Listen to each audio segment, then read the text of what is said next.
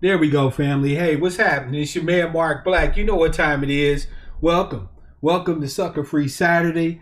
I have missed you guys. Sorry about the not broadcasting last week, but I just needed to take some me time, right? Shout out to Johnny Cash, by the way, the original bad boy. I'm going to have to do some Johnny Cash one day for my intro music because that dude was cold, man. Telling you, best country singer ever, in my opinion. So anyway, fam, again, it's your man Mark Black. Welcome to Black Outcast Media Broadcasting Sucker Free Saturday. I am glad to see all of you. Make sure to smash either the like or the hater button, your choice.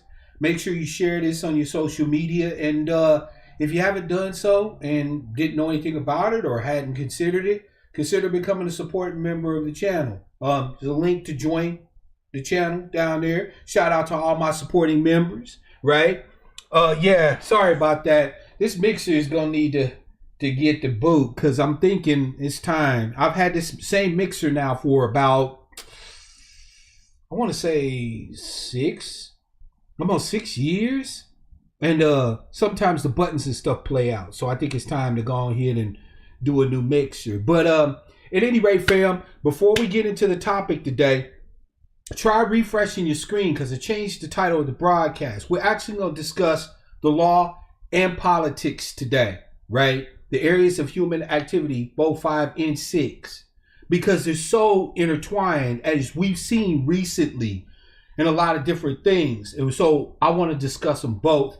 And of course, we're going to have us a good conversation. I'm feeling my oats today, fam. So this thing can run as long as we want. I'm going to open up the lines. We're going to have us a good dialogue, a good discussion. All right. But before we get into that, let me go ahead and issue the greetings. Shout out to Sister Alma. Shout out to Brother Lionel. I see you, fam. Welcome to the broadcast. Miss Denny is in the house. Mwah. Dark Visions, a.k.a. Jason Argonate, is in the house. Welcome. My fellow lefty, a radical from another mother, right? Brother John is in the house. Namaste. Big Unk is in the house. I see you, fam. Brother Best, it's been a minute. Glad to have you back. Welcome to the broadcast. My beloved sister Miss Kawami is in the house, and I'm gonna greet everybody as they come in. So, fam, let's get started. One other thing before we do this. As you all well know, I mentioned in last week's broadcast a project that I'm gonna be working on. Hopefully with your help. But I wanted to let you know, fam, that my stimulus is locked away and I'm ready to utilize that on the acquisition of a piece of dirt, right? So, but I mentioned the fact that I'm looking to create an intentional, conscious, I just mean aware, fam. I don't mean that, nutty ass, like weird conscious community shit, but a conscious community, an intentional community of our people. And I've had 3 folk reach out to me, right? And they know who they are, and shout out to them. There were 3 people right from the get-go who was like, let's make it crack, right? But if you're interested in joining that project, reach out to me at blackoutcastmedia@gmail, right? Nothing's happened just yet because I want to gauge interest. I'd love to see a minimum of 5 people that would be interested in pursuing this project, right? So if you've been thinking about it, wondering if maybe it's for you, you want some more information, blackoutcastmedia@gmail, right? If you're interested, blackoutcastmedia@gmail. Hit me up, all right? So without further ado, fam, today's broadcast, we're going to be discussing both the law and politics.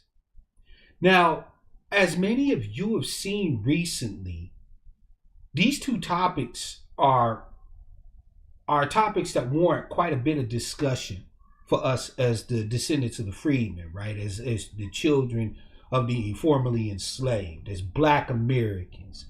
Because we've seen, and to some of us this is strange, but for those of us who in the know, right, who pay attention to these sort of things, none of this is shocking. But we've seen legislative pushes for protection for Asian American and Pacific Islander people due to, I don't know, extended or extra attacks on their persons, their reputations, etc. We've seen them make a push to the White House for, like, I saw a number of like $336 million to protect AAPI people from further hate and harassment. I've seen the media blame Black Americans for attacks on Asians and so on and so forth. We've seen in the last week or so, multiple mass shootings, including the shooting in Georgia, where 8 people died, 6 of them Asian women. We've seen the incident where 10 people were killed at the King Super in Boulder, including a police officer, right? There's been a lot of shit going on and a lot of talk about laws, right? Specifically gun control laws and other legislation, right? And it's important that we understand that politics and the law are so closely tied together that yet again, I might have to disagree with the brother Neely Fuller and the esteemed ancestress Frances Cress Welsing in making these separate areas of human activity, right? I think for the sake of discussion it works, but in reality, they're so intertwined that to speak of one, you must kind of speak of the other one, right? And so we're going to talk about today the law and politics. Now, before I get started, I always tell you guys my biases up front, right? Because first of all, it's intellectually honest, right? To make clear where I have any biases, blind spots, etc., especially if I'm aware of them, all right? By the way, shout out to my brother Black Man. What it do, fam? Shout out to Sister Lisa. Salute. I see you, sis. And shout out to Sister Tiffany. Welcome to the broadcast, fam. As you all know, politically and philosophically speaking, I tend towards an anarchist point of view. And that's simply defined as I see that human beings should not be ruled by other human beings. We don't need politicians, kings, rulers, bosses, owners, right? That's my bias. When I speak on these things, I will tend to speak on them from a skeptical point of view, right? Because we assume that politics and law are real things, right? That they're true things.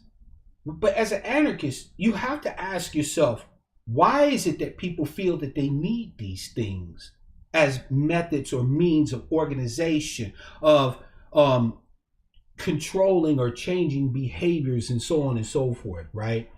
Because when you look at the foundations of politics and the law, the human activity of war kind of enters into it, because politics and law is essentially the threat of violence by other means. I'll give you a case in point, fam, to make my point here. And by the way, thank you, Sister Lisa, for the love. I appreciate you. Let's say that you were walking down the street, just walking. No sound, like you weren't talking, you were not gesticulating, you just walking down the street, okay? And a so-called law enforcement officer approaches you. And they demand that you stop. And you keep walking. What do you think is likely to happen to you? Right? They're going to try and detain you. They're going to try and physically stop you if they have to. But let's say that they try to tackle you. They try to taser you. They try to do all these things to stop you from walking. But you keep walking. Fam, eventually, at some point, there is going to be a decision made to shoot you and possibly kill you. Now, what offense did you commit by simply just walking down the street? None. But that's not the point now, is it? That actually is immaterial. Whether you did something or not in this particular instance doesn't even matter. Because it gets to the heart of what is law. Law, fam, is force. Simple as that. Law is the threat of force. Its only effect is force. Period. Now, we can make arguments for when force is required to do different things. All right, we can have those discussions. But let us not ever be under the illusion that law and the enforcement of law comes down to one thing: violence. Period, point blank, the motherfucking end. You obey the law, and I obey the law under threat of violence. With every law that's passed, fam, we literally are living under a delayed death sentence. Because at some point, we may violate said law. And should we continue to violate or refuse to be held accountable for the violation of any of those laws, some law enforcement officer will summarily, extrajudicially, without a judge, jury, lawyer, any of that shit, will end you. Right? And Big Unc brought up a point. They're supposed to detain you first, and this, that, and the third, right? But there's some issues with that, as we know as Black Americans. You know, it's funny how the letter of the law is honored when it's on us and neglected in a lot of cases when it's on everybody else. Like when you're dealing with Black Americans, everything is down to the letter of the law, right? You got white motherfuckers who become juris doctors, who never even cracked open a law book when it comes to determining whether or not a Black American is guilty under the law in order to justify anything that happens to us. So I know what the law says is supposed to happen, right? There's supposed to be detainment and protection of your Fourth Amendment rights and due process and all this other stuff. All of those things are supposed to happen.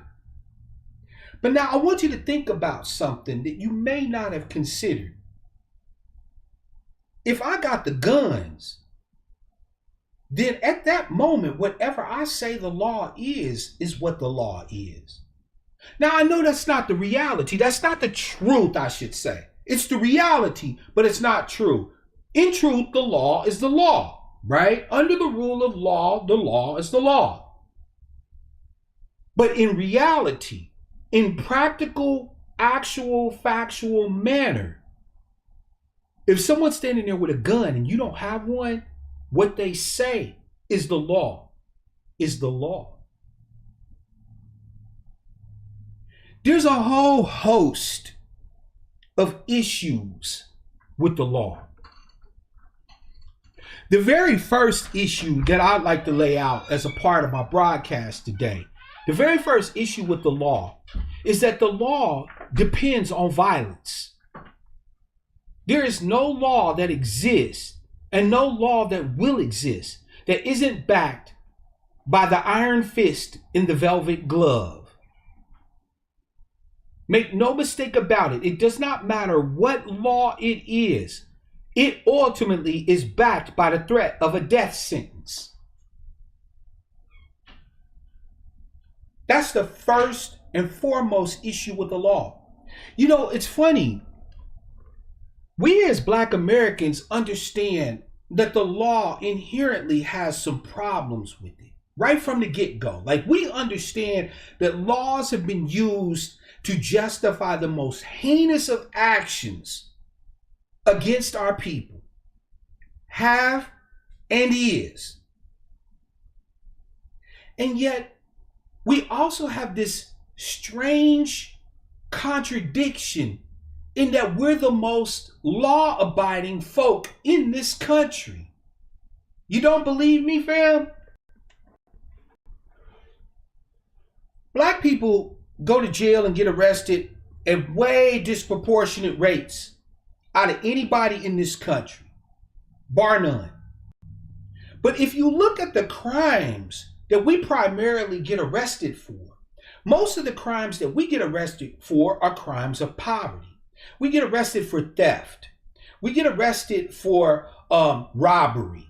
We get arrested for fraud, wire fraud, mail fraud, check fraud, right? We get arrested for shit that is primarily crimes of poverty. We also are arrested for crimes that are low-level violent crimes, such as assault. You pack a gang of Negroes, mostly randos, because we don't have real community anymore, pack us all into the same poor, degraded circumstances and demand that we compete for the same crumbs. And then we wonder why there's violence. We get arrested for murder. That competition for resources bleeds over into hyperviolence, into murder. But look at the crimes we don't get arrested for, fam. We don't tend to get arrested for embezzlement. We don't tend to get arrested for crimes that involve paper shuffling. We don't tend to get arrested for crimes that involve shit like kidnapping. Rape, believe it or not, is a crime that black people don't hardly get arrested for at all. Now, that doesn't mean we don't commit these offenses, but we can look at other ethnic groups and see that they far and away commit these crimes, or at least are arrested for them.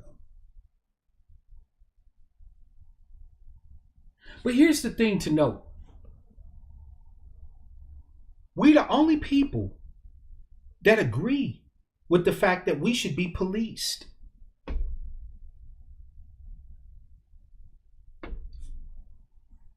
In Minnesota, since the death of George Floyd, may he rest well with our ancestors, the community has basically declared their neighborhood an autonomous zone.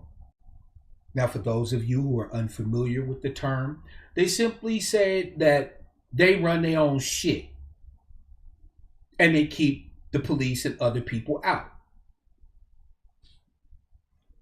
Now, because we are so used to farming out the capability of controlling negative behavior and stuff in our neighborhoods and in our communities, we're so used to farming that out to the police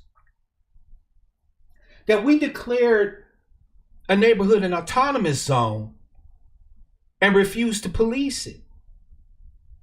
So now you have black business owners in the neighborhood actually begging for the cops to come back in. Knowing that the police are likely to add more notches to their belt, likely to drop more bodies, cannot resolve a lot of the problems that we would experience as a community, they're begging for the police to come back in.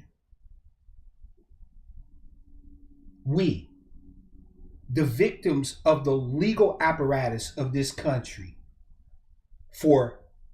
since its inception, are the ones that demand the most police of everybody. NWA, back in what was it, 88, 89, put out Fuck the Police. You know, that song wasn't controversial to white folks. Sure, they didn't like the profanity. They didn't like the fact that it was niggas saying it. But the sentiment was not foreign to white America. Right? How many of you have heard the song by Eric Clapton? And it was also done by by what's his name? Bob Marley. I shot the sheriff, but I did not shoot the deputy. That's a cop killing song. It's popular than a motherfucker. Johnny Cash wrote a song talking about killing police officers. Right? You got to understand something. For white America, rebellion against the law and law enforcement is as American as apple pie. Fuck the police was controversial because it was black people saying it. And it wasn't controversial to the white community, our fellow white citizens. It was controversial to us. Wait a minute, these niggas talking about fuck the, like for real, fuck the police? Like, fuck the police? And I said it with authority? We gonna gang up on the police? Like what? It was black people that was shocked by the song Fuck the Police. Because that sentiment is everybody else in America. Sure, they like law enforcement when law enforcement comes along to do something that benefits them. But the moment law enforcement actually has the temerity, the guts, the unmitigated gall to try to enforce anything upon them, them motherfuckers is fighting tooth and nail. How many videos have you seen of white people fighting with cops? I saw a video once where a white man fought 3 motherfucking police officers, was whooping their ass, and ultimately drove off in a police cruiser, fam. They tell you, black man, black woman, that if you get shot, it's because you didn't obey the police. I don't even know any white people that actually obey the police. Real talk. All the white folks I know get pulled over by the police. They start cussing. They tell the policeman to fuck off. Refuse to show their ID. Act a plumb fucking ass. And if the policeman decides they want to fight, white folks is like, I got time today. Now I know what you're saying, right? Well, that's white folks. Of course they can do that, right? Because law enforcement is going to be gentler, kinder on them. Not all the time, fam. The cops can shoot white folks just like they shoot black folks. But the difference is in the mentality. White folks actually believe that the cops are there to serve them. And so when the cops are out of pocket and don't serve them, they give them no fucking respect, no love. There's no law they won't break. There's no cop they won't fight. They don't give a fuck what happens. They don't care if they get shot. They don't care if they get beat down. They don't give a fuck. Do you understand me? It's a completely different mindset. And black people, we'll talk that shit. You know, cops supposed to be here to protect and serve, but we don't really believe that. Matter of fact, we know they're not here to protect and serve. Yet you would think that that same attitude would drive us to rebel against their threat of the use of force against us, but it doesn't. This is why we won't talk about people like Micah X. Johnson.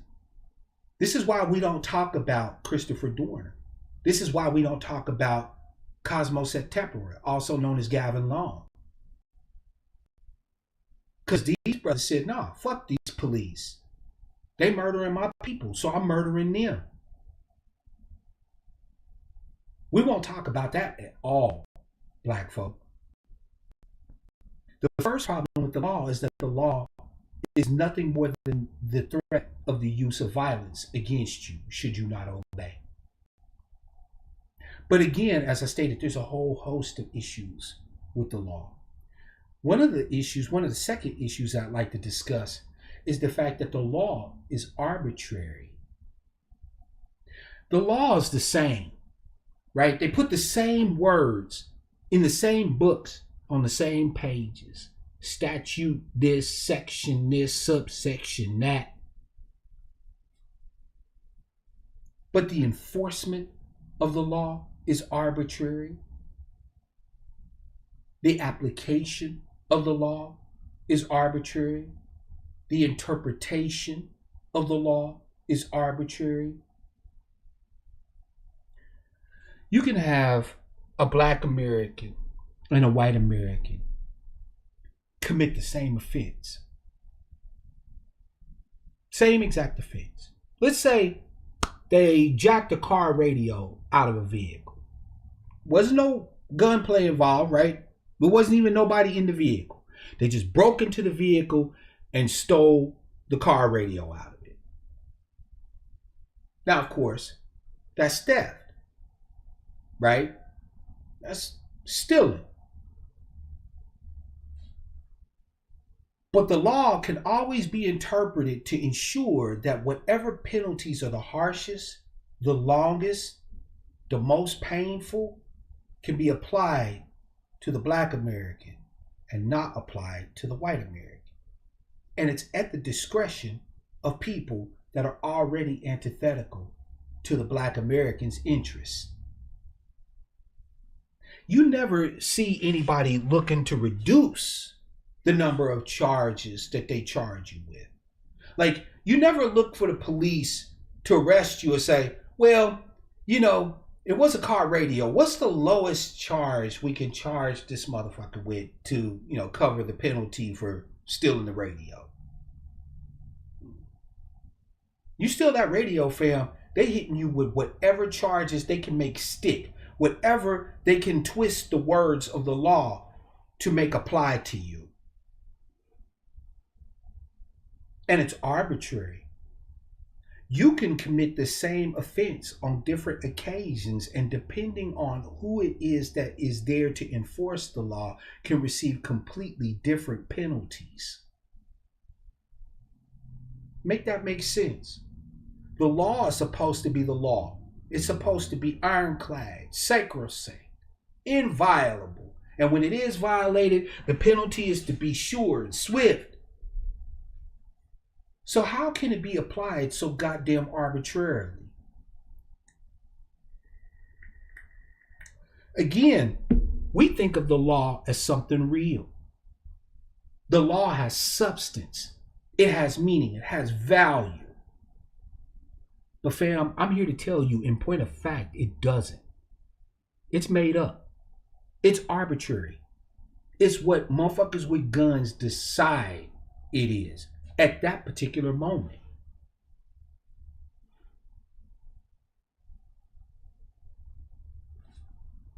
Another issue with the law, fam, is that you don't even know what laws apply to you. You know, it would be one thing to tell black people to obey the law if there was only a few laws, right? If there was just a few, you know, enough laws in one book, you know, little tiny book. Thank you for the love, Tab Liquor. Not for us, big bro. It's only enforced on us. That's facts. That's pure facts. But it would be one thing, right, if the law was a little pamphlet that everybody could get handed to them right out the school gates, that they can sit around and talk with their friends about, that they can memorize even. But fam, do you have any fucking idea how many laws exist out there? Do you have even a clue, a modicum of how many laws are active on the books that exist out there?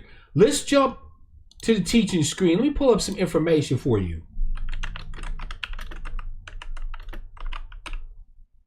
Give me just a second.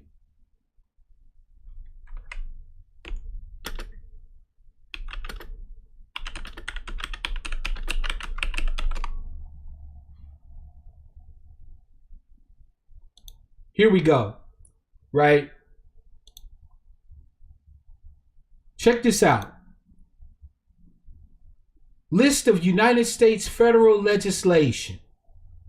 Congress has enacted approximately 200 to 600 statutes during each of its 115 biennial terms, so that more than 30,000 statutes have been enacted since 1789. Pause. Because, fam, that's just statutory law.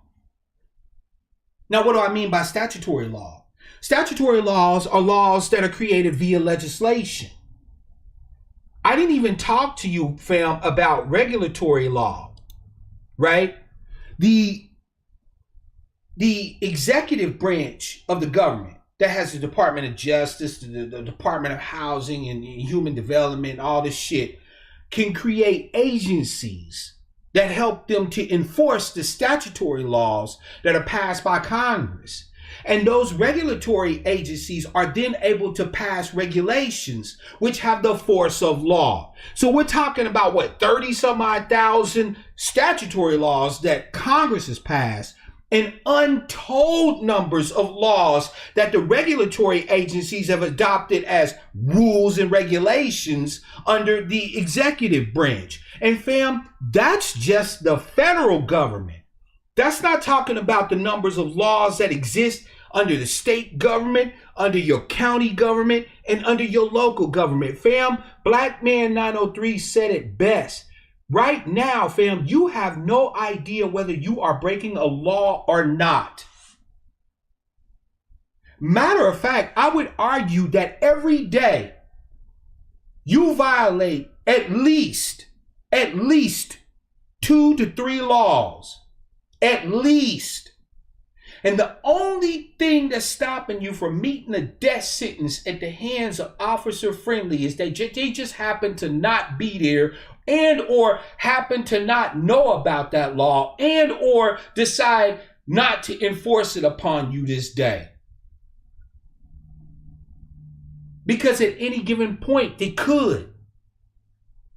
My son was telling me that he was on a humbug researching ridiculous laws. Right? And I recommend you do it. Because, fam, there's actually some laws on the books that are absolutely nuts, that are not really enforced, but could be, that are still active laws. He told me about a law that made it illegal to drink pickle juice walking backwards down a street on a certain day of the week. I think it was like a Sunday or something like that. And I was like, you bullshitting. He's like, nope.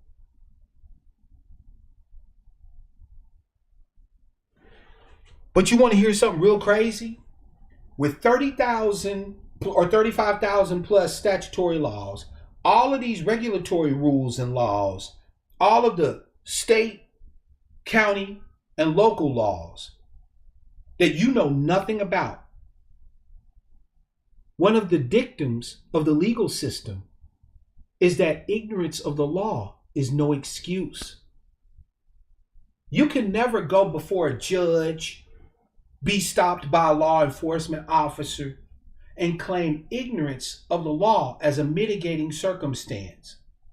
You can't go into court and the judge be like, we're charging you with violating X law.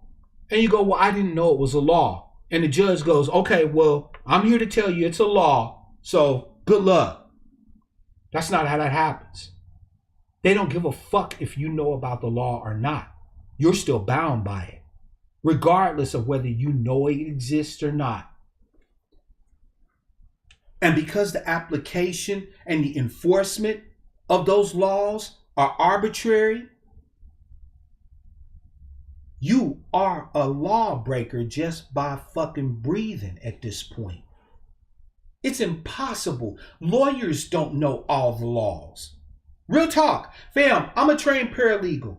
Trust me when I tell you, lawyers themselves, you know the motherfuckers that you count on to defend you in the legal process, to defend you against the law, they don't even know all the laws.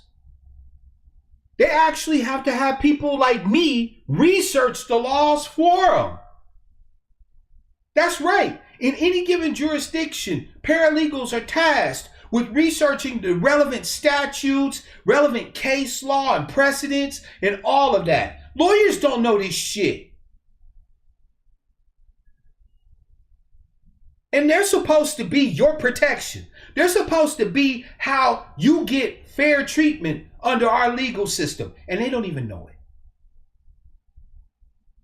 But ignorance is no excuse. You will still be bound by the law, whether you know what it is or not. So for all of this respectability, all of this black people trying to make sure that we follow the rules, fam, you break the rules pretty much from the moment you get up in the morning to the time you go to sleep at night. And the only thing stopping you from catching a lawman's bullet is the fact that either somebody's not there to enforce it on you, or they choose not to enforce it on you right now. In Georgia, recently, they passed a voting bill, right? Some people will say it's voter suppression. Some people will say it's voting security, right? I'm not going to get into the arguments on it. But they made it illegal for people to give people food and drink while they're in line waiting to vote. Let me ask you something, fam. Do you feel safer knowing that people who are standing in line waiting to vote no longer have to worry about being given water, food, drink while they're standing there? Does that make you feel any better about the process? Does that enhance the process of voting in any way, shape, or fashion? Does it make things better for you?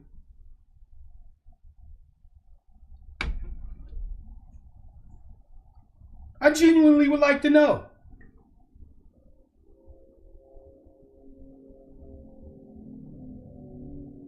Because, fam, I've noticed that black folk, black Americans, love to call for changes to the law, but never ever want to put in the work to control the apparatus that creates those changes to begin with.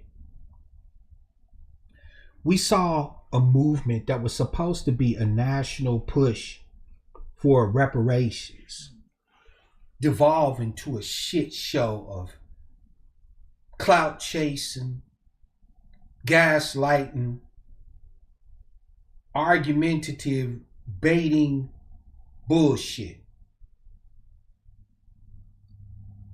And we let it go, right? We let it go. Those of us who wanted to move forward with politics and other things. But we really need to examine how that was even possible to occur. How was that even able to happen, right? Now, ego does play a role in it.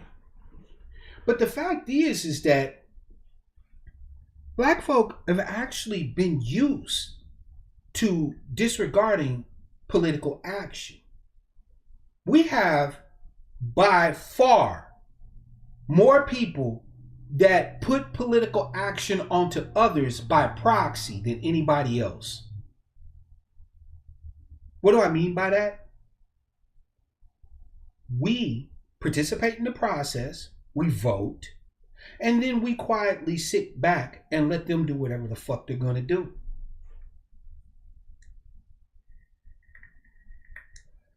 Black folk don't put up candidates. We don't question candidates before we give them our vote, right? We're not sitting there in their face being the loudest motherfuckers on the scene, being so goddamn obnoxious that they telling story after story on the news of black folk getting arrested again at yet another rally from this politician, that politician, so on and so forth. We're bound by our vote to one fucking party when there's actually two. Black Americans are used to politics by proxy. We don't see politics the way it really supposedly, or I should say the way that it really is. Politics is personal. That's right, fam. If nobody told you, allow me your brother and one who loves you to be the first to tell you. Politics is personal. Every single law represents a threat to your life, whether you believe it or not. Whether you care or not, whether you believe it or not, every single law passed represents a direct threat to your existence. Whether it's something you want or something you don't want. Now, if I run up on you with a gun, and I pull out my gun on you, you're going to seek to defend yourself against your brother Black. You're going to run, or you're going to pull out your blicky, right? And we're going to have ourselves a good old-fashioned gunfight at the OK Corral. But you're going to do something. Yet every day, you let people run up on you with guns.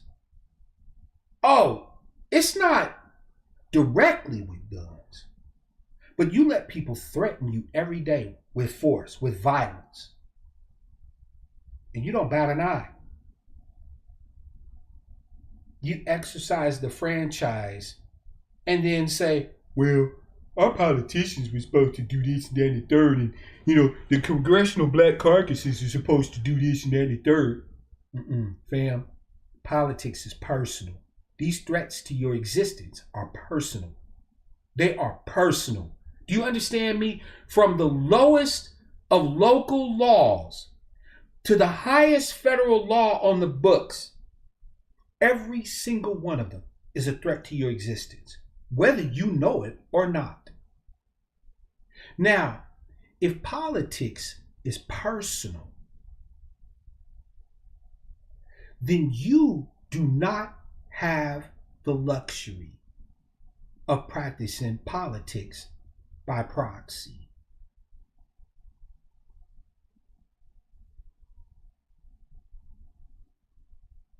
It's as simple as that. You do understand that you're either going to defend yourself or you're not. And if you are going to defend yourselves, politically speaking, then you need to personalize politics. Every fucking law, I don't give a shit what it is. Even if it's some law that was passed in your local jurisdiction, passing a tax exemption for a new company to come and bring their manufacturing plant to your locale, that shit's personal. That is going to directly affect your life, whether you know it or not. It is going to directly affect whether or not there's a tax base. It's going to directly affect the level of crime in that area. It's going to directly affect whether there are job opportunities in there or not. That shit is personal. You need to know every fucking law that's being passed. And you need to have an opinion about it. And you need to not only have an opinion about it, you need to be loud as fuck about it. You need to be in people's face about it. You need to be cursing about it. You need to be willing to jump out there and kick some ass over it. Do you know why? Because if you are not, what you are saying is that your life isn't worthy of defense. Because politics, fam, is war with paper bullets. Politics is fucking personal. Nobody, like Sister Lila said, nobody is going to defend you better than you. You think that the average American is going to sit up there and consider what the effect of any particular law or policy is going to be for Black Americans? Are you stoned? Whether they have a D after their last name or an R. Do you really think they're going to exert that much fucking effort? You think they're going to pass any before they pass any legislation, they're going to put forth any money to do research to say, okay, yeah, we're thinking about opening up the border and letting in new migrants. Oh, you know what? Before we do that, maybe we should check and do like a study to see what the net effect of it's going to be on Black Americans. Nope. They don't love us like that. They don't give a fuck about us like that. They'll tell us that letting in all these new migrants will create millions of new jobs. Not for us. Well, shown that America's the land of opportunity. Not for us. Right? They'll give us platitudes and glittering generalities. Meanwhile, you know what everybody else gets? They get legislation. They get budgets, funding. They'll do some bullshit like create a program to loan you money to get a house. Not all of the money needed to get a house, right? And it's not a grant, it's a loan, a guarantee to help you get a house. And got the motherfucking nerve to call it reparations, fam. Look at what happened in Evanston, Illinois recently. They created a program for black citizens of Evanston where they can get $25,000 to put down on a home. It's not a grant. They're not giving them that bread. It's a loan guarantee. And got the nerve to call that shit reparations. But because you want personalized politics, because you don't fucking get mad at every threat to your existence that issues from the pen of governors, of Congress critters, of senators, of mayors, of city councilmen, of fucking city managers, of county administrators, because that shit doesn't make you mad enough to threaten violence against these motherfuckers, they just keep passing it and telling you whatever the fuck they want to tell you.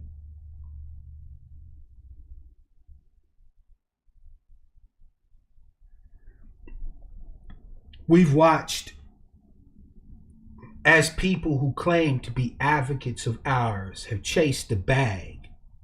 Look at people like Tamika Mallory, who gets to do a Cadillac commercial and basically feminize the black struggle in this country, as if black men's bodies aren't the lubrication that keeps the whole thing running. But she got hers, right? Patrice Cullors just got a movie contract, a movie deal. Sean, aka Talcum X King, has raised hundreds of millions of dollars off of our dead. And what the fuck do we have to show for it? How are these people able to still even be walking around? Is my question. If you're insulted, you should be. This is disrespect of the highest order. But because we don't take politics personally, we don't take activism personally, anybody can say anything and claim they speak for us.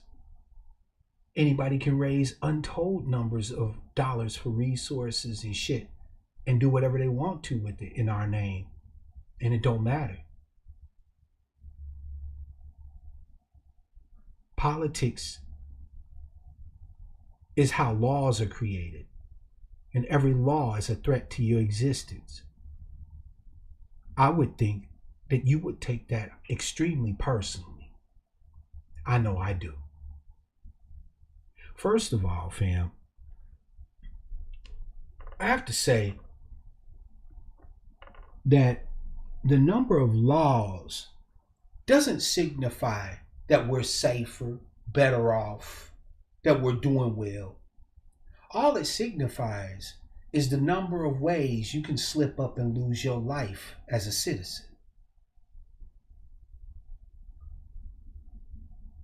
These numbers of laws that they've passed, fam, just represents the number of ways your life comes to an end under the American experiment.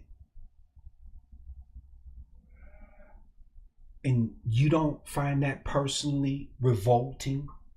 You don't find that insulting, disrespectful? You're not willing to go out there and threaten these motherfuckers with the same violence they threaten you with in order to get shit done. The Republicans tell us that, hey, we need small government. We need government to get off black people's back. And then black people can do for self.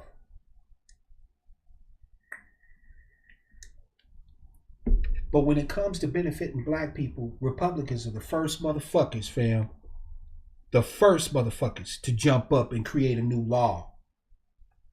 Funny, they seem to hate government as long as it's not directed at anybody but us. Republicans love government when it comes to fucking over Negroes.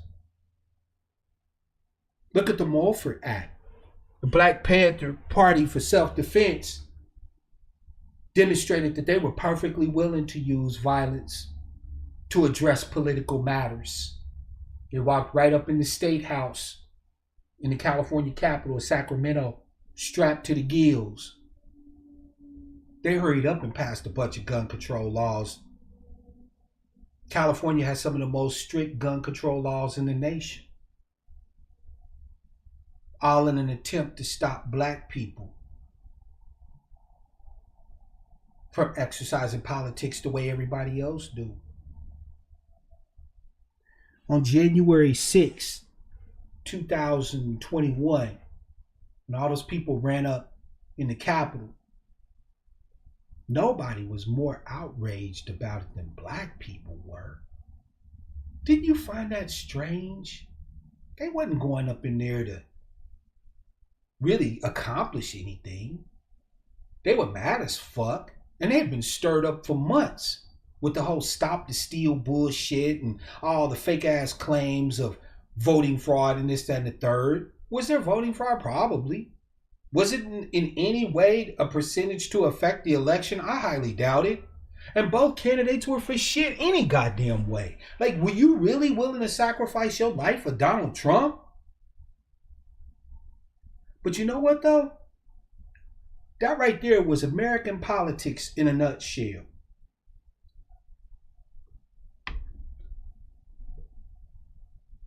The outrage from all of those Democrats, some Republicans, that outrage wasn't because these people violated the law. Their outrage came because their asses was under threat. The same threats of violence that they sit there and legislate on every day finally had turned around and was pointed at them. That's why they were outraged. Nobody in the mainstream media, the pale stream media will tell you the truth. But I'm your brother. I got nothing to lose by telling you the truth. All of the outrage came because the same fucking threat of force that we face as citizens every day was finally brought to their ass in their lap in their house. Real fucking talk. That same gun that sits in a police cruiser, sitting behind a wall or sitting behind one of those freeway overpasses that we scared as fuck to face when we driving down the street, that was the same threat of violence that them motherfuckers faced on the 6.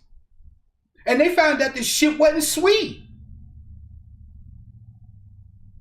They were okay and are okay with passing laws that literally mean a death sentence for you should you violate them. But the moment that same threat of violence from us is delivered to them, now they're outraged. Now they have a problem. They want black people to play politics in a civilized fashion. Just like the law, they want us to be rule-abiding, law-abiding citizens. They want us to believe in the fucking process. They want us to believe that the process is real.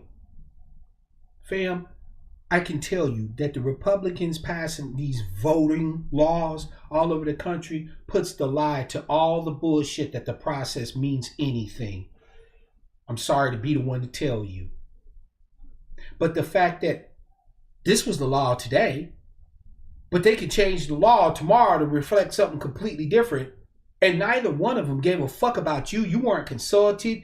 You didn't give your consent. You weren't even asked. But yet they hold the threat of violence over you should you violate any of their bullshit ass laws.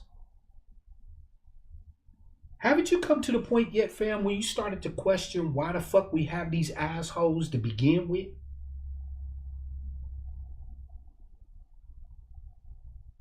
I mean, real talk. Black man, black woman, haven't you got to the point yet where you're asking, why the fuck do we need a government anyway? Why do we need politicians anyway? What is it they're supposed to be doing for us that we can't do for ourselves? Haven't you asked that question? Or I know some people say, well, we gotta have the police because otherwise people will be going around killing each other. Fam, the police aren't even obligated to protect you. The Supreme Court ruled in 2005 that the police have no constitutional obligation to defend your life. They'll come and help you clean up the mess after you get smoked. But they're not there to protect you. They haven't been and they're not going to be.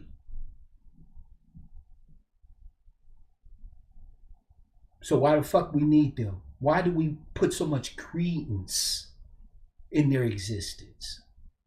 Why do we give so much credence to the laws of these cretins, these mental midgets who can't think of any other alternatives to resolve issues, to distribute resources other than through the threat of violence? Why? Why do you give a fuck what AOC thinks or Ayanna Presley or the Squad or any of the rest of them? Why do you give a fuck about what Donald Trump think or Mitch McConnell or any of these other bastards think?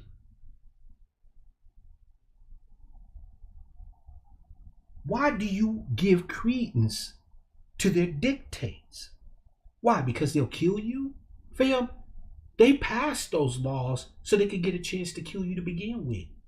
The fact is, you just ain't dead today because they ain't decided to catch you.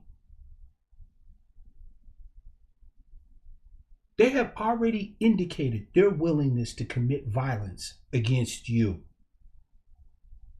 And they just use laws to make it look good. So that other people around the world will go, well, you know, it's the law. Like, one time, fam, the enshrining of the right to own your ancestors and my ancestors was legal. It was the law of the land in every jurisdiction, especially after they passed the Fugitive Slave Act. You could be where you think you're free, and some motherfucker could sit you down at a bar, offer you a pint, and you wake up on a boat back to Old Dixie. And it was legal. Oh, technically it was kidnapping, but who enforced that?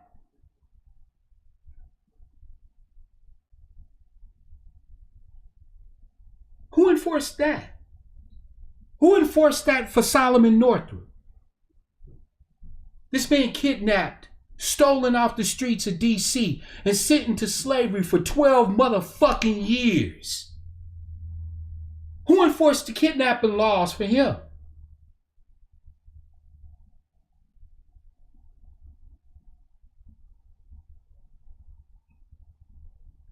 They say that no American can be held in bondage or held in confinement for the payment of a debt. Bullshit. In this country, they held black people in confinement for debts up until the 1930s. They called it convict leasing and debt peonage. Let me explain to you, because I use these terms, but you don't know what the fuck they mean. Debt peonage means that if you owe a private debt to another private citizen, let's say you owe your landlord, right? You owe him some back rent. But you ain't got the bread to pay your landlord. Your landlord then says, okay, well, you know what? Guess what? You work for me now. And they force your labor to pay their debt. It's called debt peonage. It actually came from the Spanish-speaking countries like Mexico and areas controlled by Spain. They used peons and debt peonage all the time. But when we took over their areas, that was one of the customs that America stole from the goddamn Spanish, was the concept of debt peonage. And it was exercised on Black Americans. Now, technically, that's extortion, right? Like your landlord is threatening you with violence if you don't pay a debt. It's unlawful imprisonment. But who enforced that for us? You get snatched up by a law enforcement officer on some trumped up charges. They take you before a magistrate, and the magistrate issues you a fine. But of course, you a broke nigga. You ain't got no money to pay no fine. So the judge says, oh, well, that's too bad. Well, you know what? Mr. Johnson here is willing to pay the fine to the court. So guess what? Mr. Johnson can pay your fine, and in return, you got to go work for Mr. Johnson. How about that? Sound good there? Sound good? Sound good, Jerome? And Mr. Johnson worked you like a dog, because unlike a slave, you ain't his property, so he ain't got no incentive to maintain you, to give you subsistence, to make sure you're protected and safe. It's called convict leasing. They handed convicts out to serve labor for private individuals. The state did this. Do you understand me? Your government, those politicians that you farm out your politics to by proxy, did this.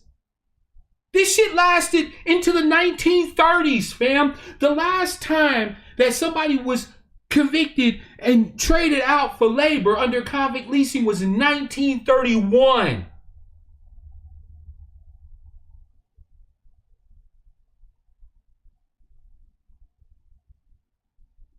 But fam, don't think it stopped. Today, you got brothers and sisters that are locked up in federal prisons working for Unicor,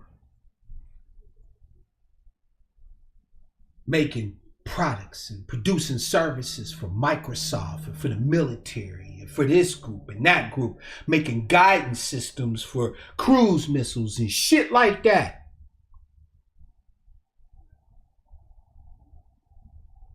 But the feds don't have no incentive to give people football numbers, do they? Notice they got rid of parole in the Fed system. See, back before Jim Crow Joe Biden's omnibus crime bills and shit like that, even in the feds, if you got time, you had a chance of being able to get out on parole. But they can't make no money letting niggas out. So they ended federal parole. They give you 8 years, you're doing 8 years. They give you 12 years, you are doing 12 years. They give you life, L-I-F-E, and you will come out of prison in a body bag. And these are the people you farm your politics out to. These are the people that you trust to pass the right laws to protect you, to help you, right? Fam, I can't speak for you, but I aims to misbehave. Now, I never give you problems without solutions. So we're going to talk about political solutions today, and we're going to talk about legal or law solutions today. And I can guarantee you, every fucking thing I say is going to be controversial to all of you. The first solution to the issues that we have surrounding the law is to disregard, disobey, break, disrespect, fuck up as many of those laws as we possibly can. Don't adhere to none of them. I wouldn't give a fuck if they made it illegal to twirl a pencil around on your desk. See my pencil? Come get me, motherfuckers. Black Americans need to develop a very healthy disrespect for the law, period. We should be studying together, always, ways to violate, break, snap in half, and shit in two every single law they got. Every single one.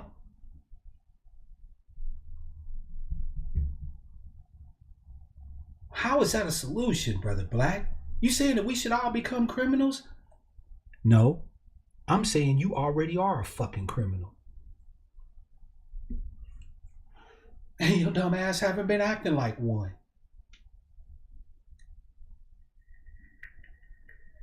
You didn't know that the first thing they did in emancipation was take the old slave codes and reinstitute them in the law as the black codes? They literally made it illegal for you to be black and breathing. And you think that shit makes any sense? You think that's worth respecting? Well, it's the law. We can't violate the law. But shit, why not? Why the fuck not?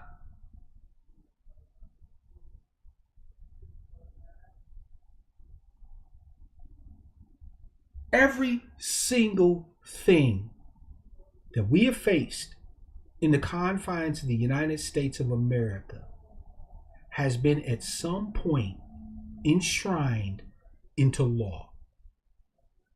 The only problem is that everybody remembers how to enforce the law when it comes to Black Americans, but they seem to get a little loosey-goosey when it comes to enforcing it everywhere else.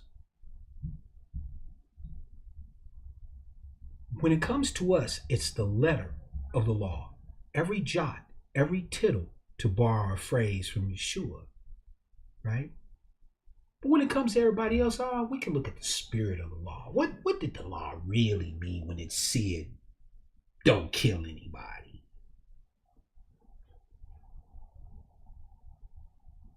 Black folk need to become the outlaws we already are labeled as. You cannot be respectable enough to be considered a law-abiding citizen of the United States of America as a Black American. There is no level of acceptance for you legally, currently, in the confines of the United States of America. You can know all of the laws that the lawyers don't know. And it won't matter. You can obey each and every last one. And they will create law 35,001, and that one will be the one they use to end you. Fuck the law. And I mean that with every fiber of my being. Now note, I'm not saying to go out and hurt people. I'm not telling you that. Go out and just commit murder and shit like that. Because, fam, I believe that Black people need some rules. We need some rules of operation. But what's the difference between a law and a rule? A rule is optional. A rule gives you a choice. Law delivers force. Rules deliver consequences. Let's say that you had a swimming pool and you put up a sign around your swimming pool that says, no glass bottles on the side of the swimming pool.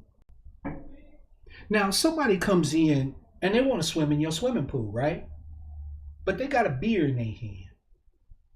And you point to the sign and say, fam, rules say, we don't have no glass bottles here by the pool. We don't want nobody, shattering no bottles, getting their foot cut. person don't like that rule, they can simply go swim somewhere else. It's optional. They don't have to pay attention to your rule. They can just simply go and swim somewhere else. Cool for you, cool for them.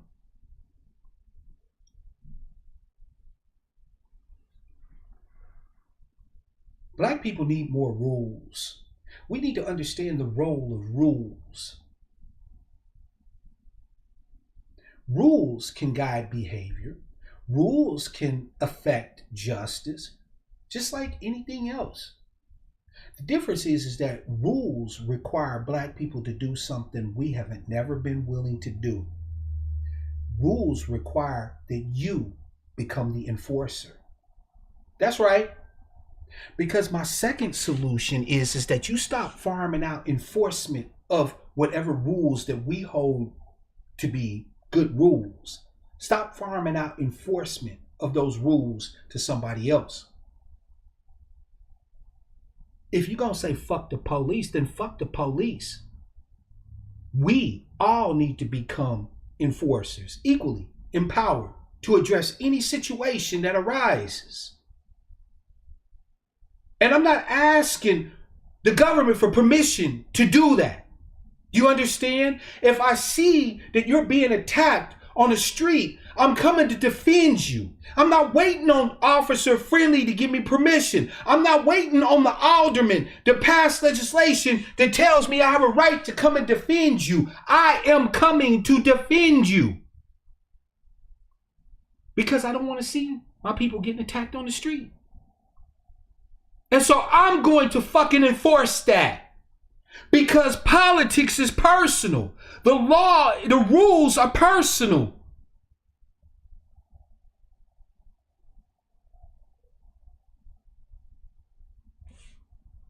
Black man reminded me of the poor brother down in Texas during the snowstorm that got fucked with by the cops.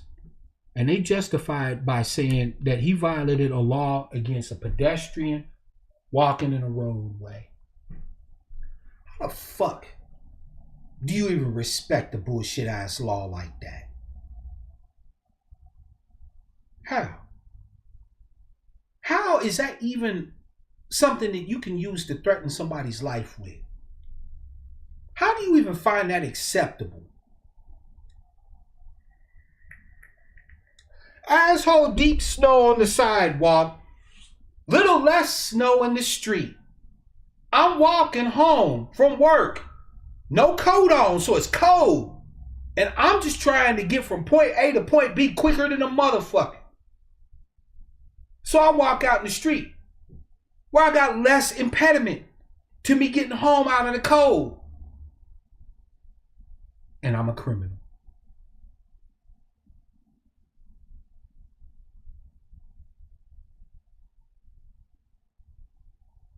Ridiculous. That shit is absolutely ridiculous.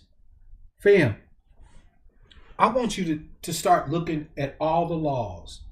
Local, county, city, state, federal, all of them. And I want you to find as many laws as you feel comfortable with learning how to violate. And I want you to break every last one of them motherfuckers. And then when they come to you, because they will, they'll notice after a while if black folk decided to take Mark Black's advice and start violating the law, they'd notice it pretty quickly. And they would get scared. You know why? Because one of the last holds they have on Black Americans is that we still believe the law has any fucking validity. If we start violating the law, period, across the board, no matter what, that's going to put the fear of God in these motherfuckers. Because nobody else gives a shit about the law. If we stop giving a shit about the law, the jig is up.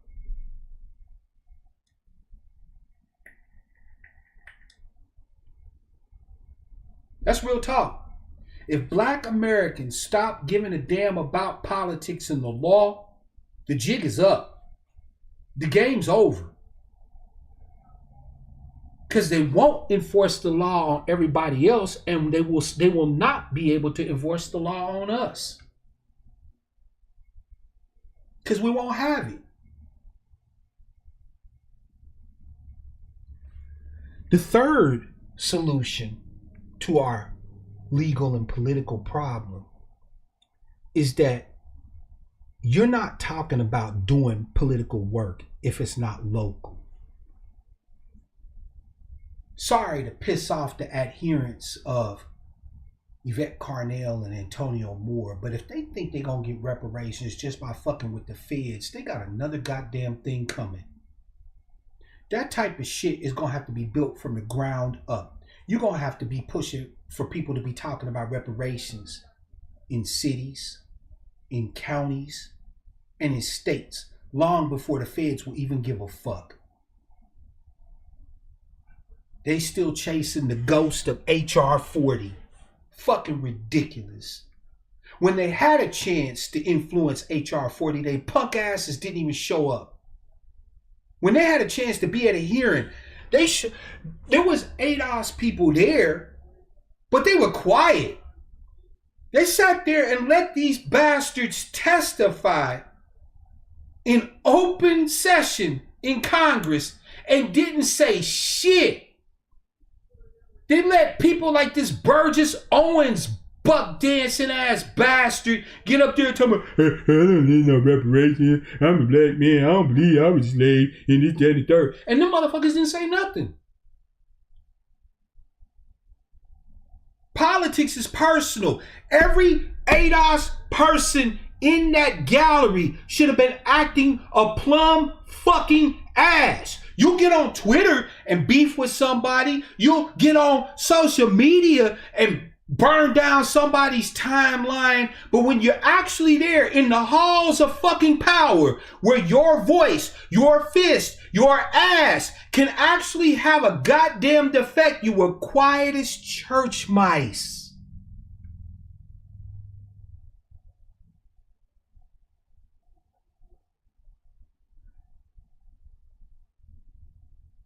And Yvette and Antonio wasn't even fucking there.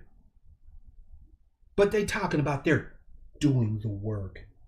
My fucking ass, they're doing the work. The moment Burgess Owens opened his mouth to say anything against reparations, anything, that whole gallery should have been shut the fuck down. There should not have been the possibility for more hearing after that.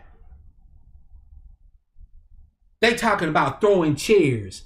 You were there sitting in chairs and you couldn't throw the motherfuckers at Nadler, at Alia up on that goddamn rostrum? I guarantee you, if they wasn't listening to you when you were on social media, they'd have heard you then when they were ducking fucking chairs, when they were hearing from us how much of a shit show and a travesty this whole damn session on reparations was. They'd have heard you then.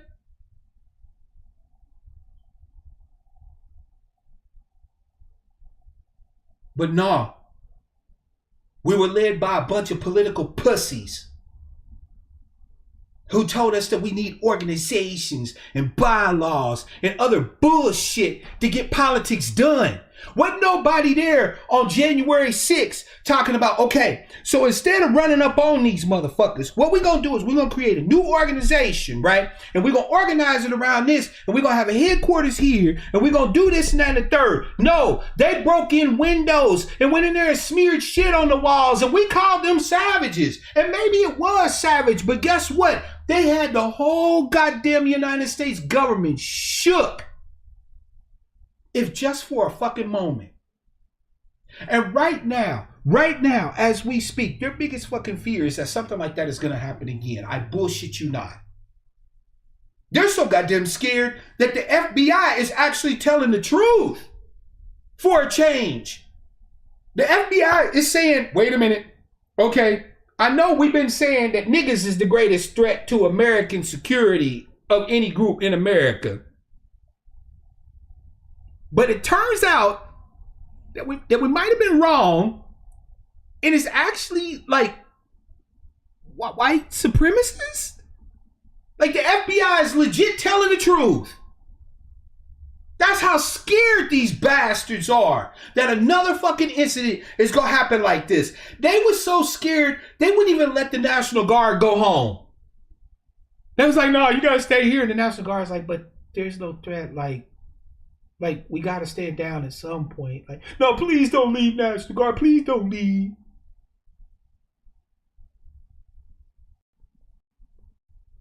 When's the last time our people put the fear of God in anybody in America? We sitting here arguing with Asians about whether or not we attack them or not. Fuck them. I don't even think about attacking Asians. They don't mean shit to me. Like, legit, I don't really know any black person that wastes that much time thinking about Asian Americans and Pacific Islanders. If there's any data regarding how they interact with us and what we need to do, we'll highlight that. I couldn't give less than a fuck about attacking no Asians. I stay the fuck away from them. Everybody talking about boycotts. Fam, I can't boycott somebody I never fucked with to begin with. I don't go to Asian shops. I don't fuck with them. I think the last time I ate Chinese food, it was owned by white folks. I already know Asians don't give a fuck about black people.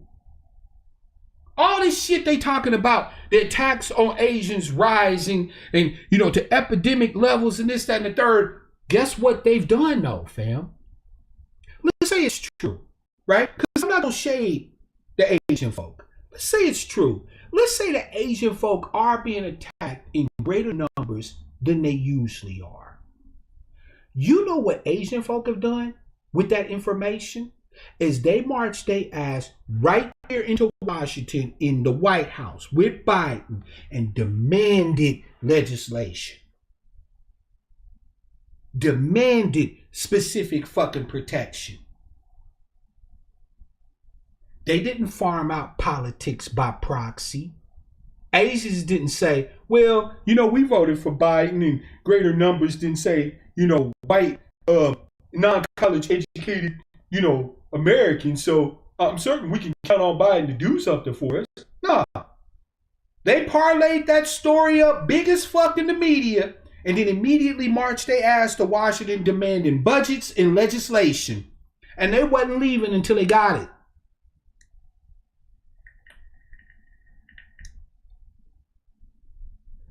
But we always say, well, black people can't do that. Why the fuck can't you? Is it that we can't, or is it that we won't? During the uprising last summer, black people were the only ones that decried buildings getting burnt down and shit like that. Talking about, oh, that wasn't us, that was the white folks. Well, maybe it was the white folks, but why wasn't it you? When the white folks get to tearing up shit and burning up shit, motherfuckers listen. When the Asians get to threatening shit and get to talking about racism and this, that, and the third. Look, fam, if you believe that I'm talking shit, America is about to have a hard motherfucking road to hoe. The Chinese in the last meeting with America told America that as long as they're doing injustice to black Americans, they don't have shit to say to China on what happens to the Uyghurs. Everybody in the fucking world is using our struggle, our suffering, our pain to benefit themselves except us.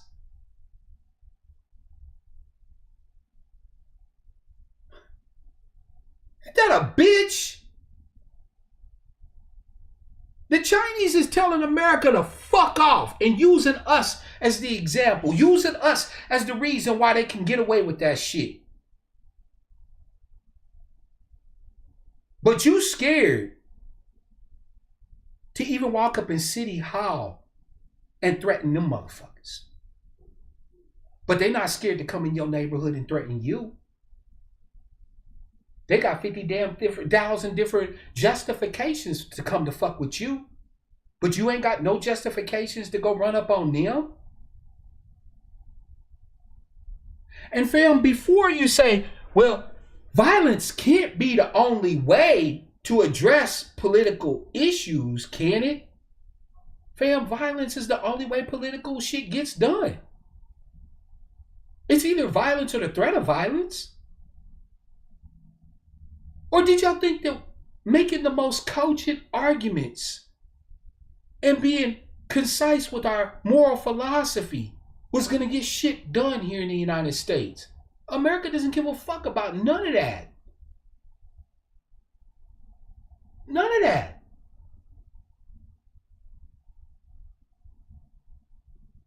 Everybody on this planet uses the Black American to get what they want from America.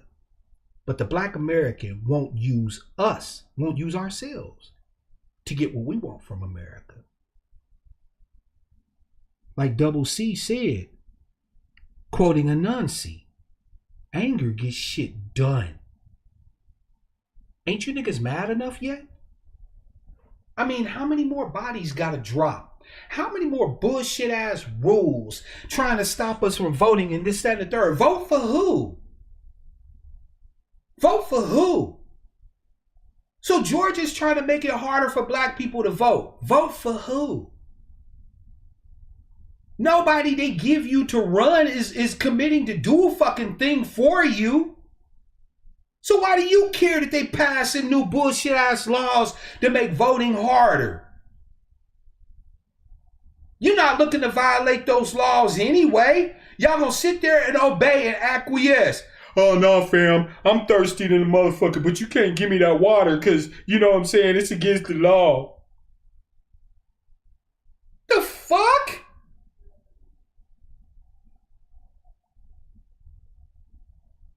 Oh, well, you know, I've been here all day waiting to vote, but they said that the, voting center closes at 5, so I guess we got to go home, fam. Maybe we'll get to vote next time.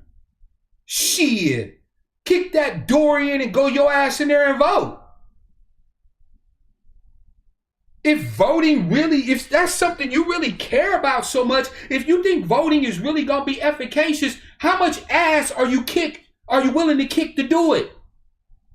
Because in America, that is the measure of what gets done.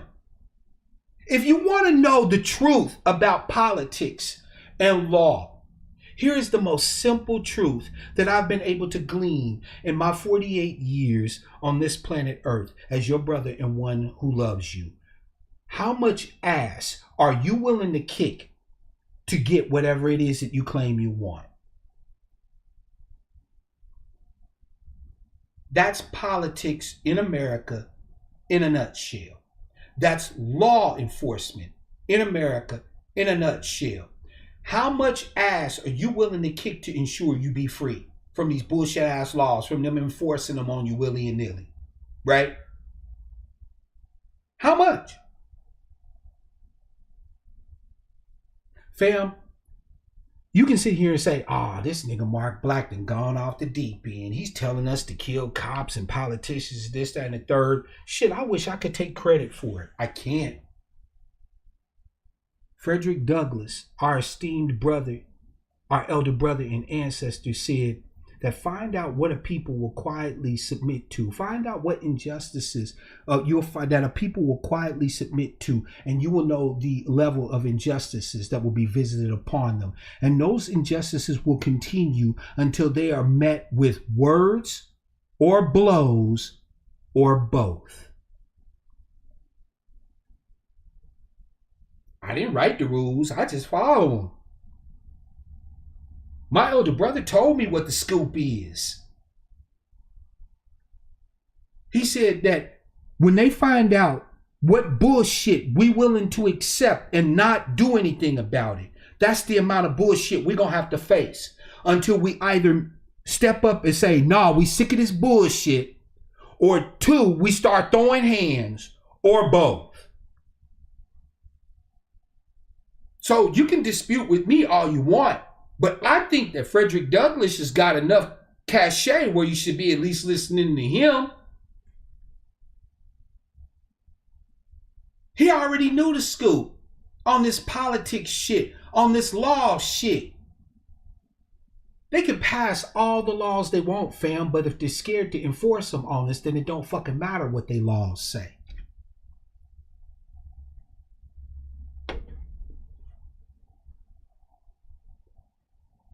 They can add 35,000 more statutes and it won't matter if they can't fucking enforce them.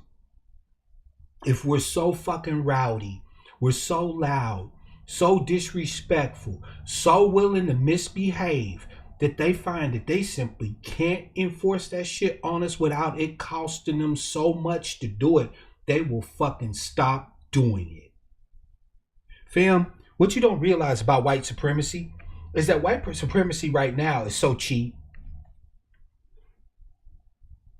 It really is.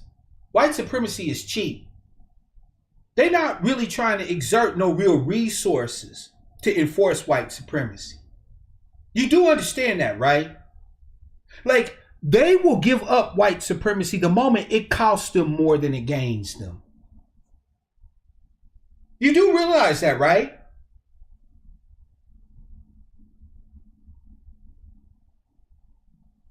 Sister Lila's right. To acknowledge our pain, our suffering, means they got to come to grips with the original sins of this motherfucker. And they ain't trying to do that. But does that mean that we supposed to be left in the lurch? Does that mean that we supposed to continue to suffer under their unjust bullshit? These constant barrage of bullshit, arbitrary, nonsensical, made-up laws and regulations that they enforce as they choose, that don't even mean nothing to them, that's supposed to mean something to us? No. Fam, the solution to our political and legal problems here in the United States of America is simply this. If there is something that you desire, something that you demand for us and our people, because politics is personal, then you have to make the calculus and decide how much ass are you willing to kick to have it. That's only part one, though. That's part one of the solution. The second part of the solution is to actually go out and kick that amount of ass. Friedrich Nietzsche said that in this life, a man can have anything he wants, if he does but two things. One, determine what it will cost for him to have that thing. And two, being willing to pay that cost.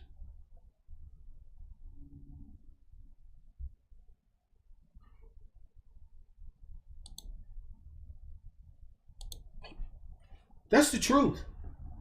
How much ass are you willing to kick to see us have reparations? Are you willing to start kicking ass on the local level? Are you willing to start supporting politicians like our brother Jacory in Louisville, who's down there getting shit done? Are you willing to support aims and efforts like our brothers and sisters in Chicago, helping to pass legislation, boots on the ground? How much ass are you willing to kick? Because you ain't going to get it no other way. America don't understand any other way. America understands violence in every area of human activity. Sexual violence, religious violence, economic violence, entertainment violence, legal violence. That's the universal language of America. I'm sorry that you don't want to speak it. I get it. It's a rough and tumble language. It's a harsh language.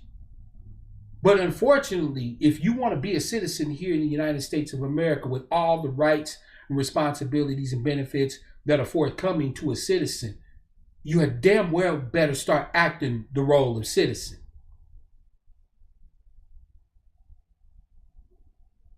Citizenship was never something that was going to be given to the freedmen and the children of the freedmen. Citizenship was always something we were going to have to take from America.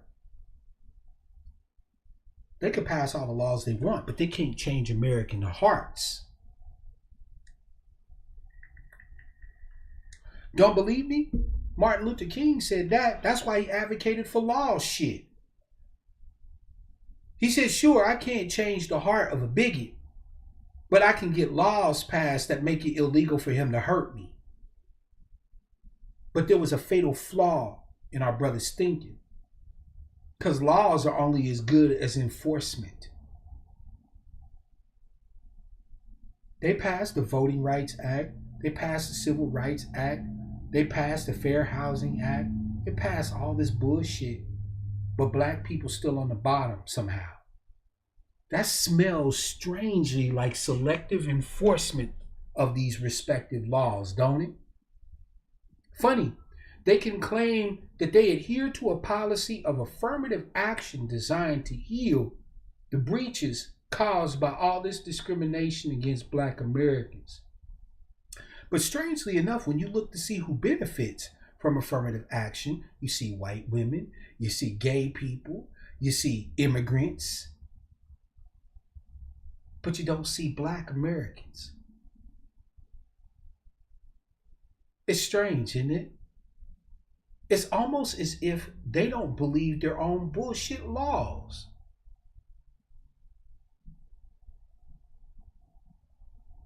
It's as if they understand the real rules, that at any point, enough force overturns every fucking law.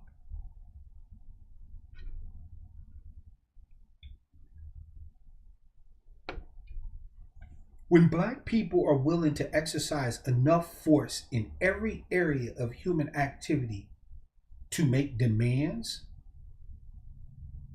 we'll start getting shit. And not a moment before. I can promise you that.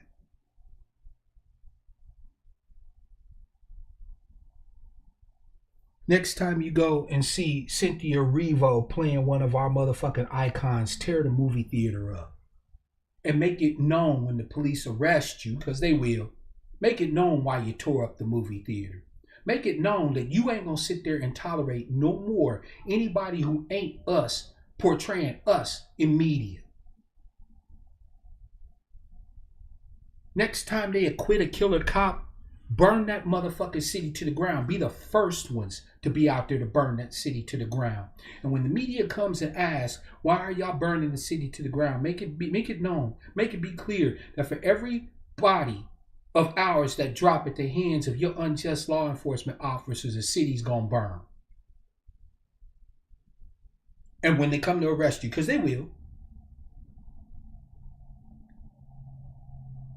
next time they hold a vote and you want to participate, walk up there to the motherfucking voting booth, bold and proud, and tell them, I don't give a shit what the laws say. Everybody standing in this line is going to get a chance to vote, or we're going to tear this motherfucker up. And we're going to pass out water, and we're going to pass out drinks. We're going to pass out food too.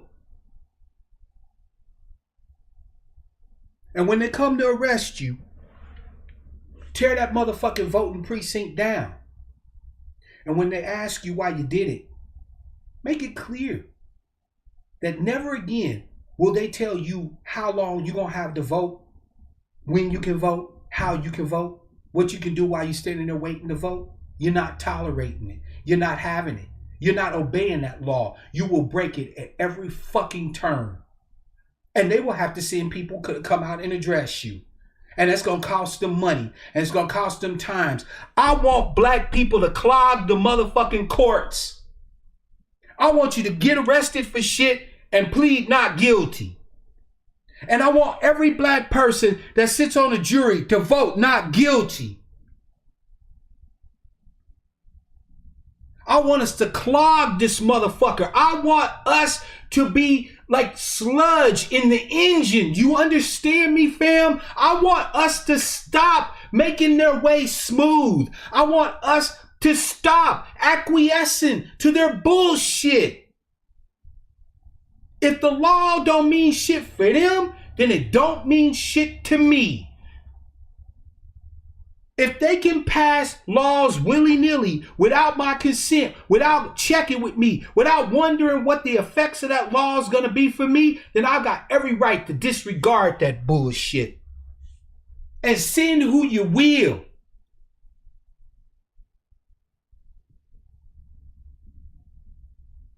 Send who you will.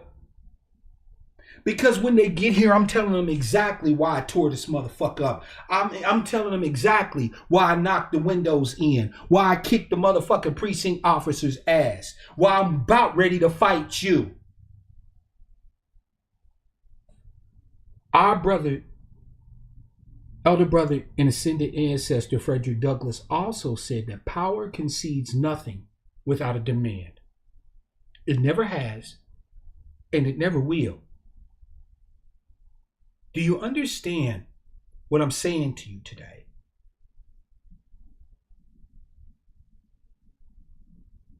America respects nothing that isn't demanded.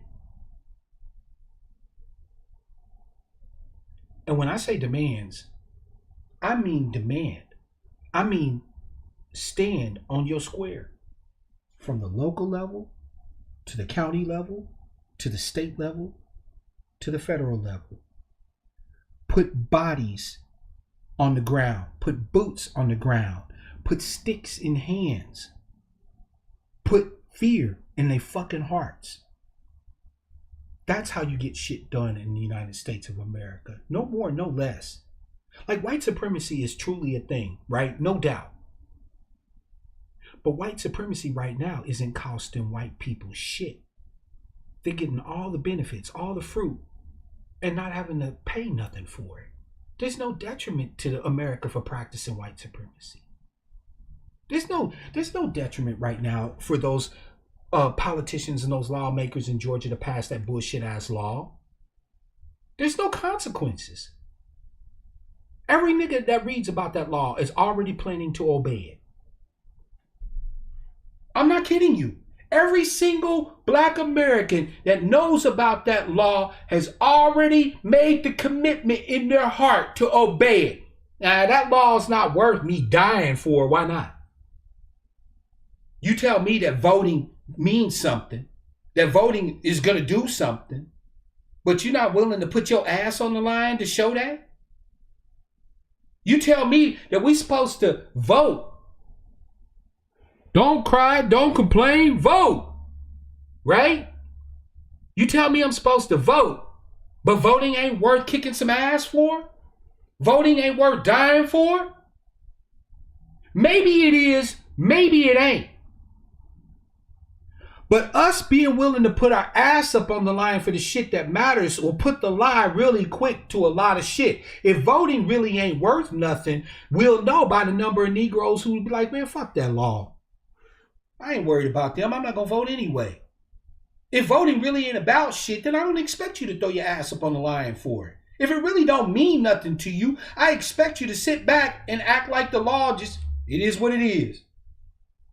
But now if you actually give a shit about your voting rights, about having the opportunity to vote, about being comfortable while you wait to vote and all this other shit, about having absentee voting and this, that, and the third, if that shit actually matters to you, I expect to see you willing to kick some ass for it. If you're not willing to kick some ass for it, then I don't believe you when you tell me that voting matters. When you talk about reparations, your talk needs to be hard. Needs to be clear, right? It needs to be clear. You can be personable, but you got to be unwavering. And you got to be willing to tell these motherfuckers, look, you're going to give us our due or it's going to be hell to tell the captain.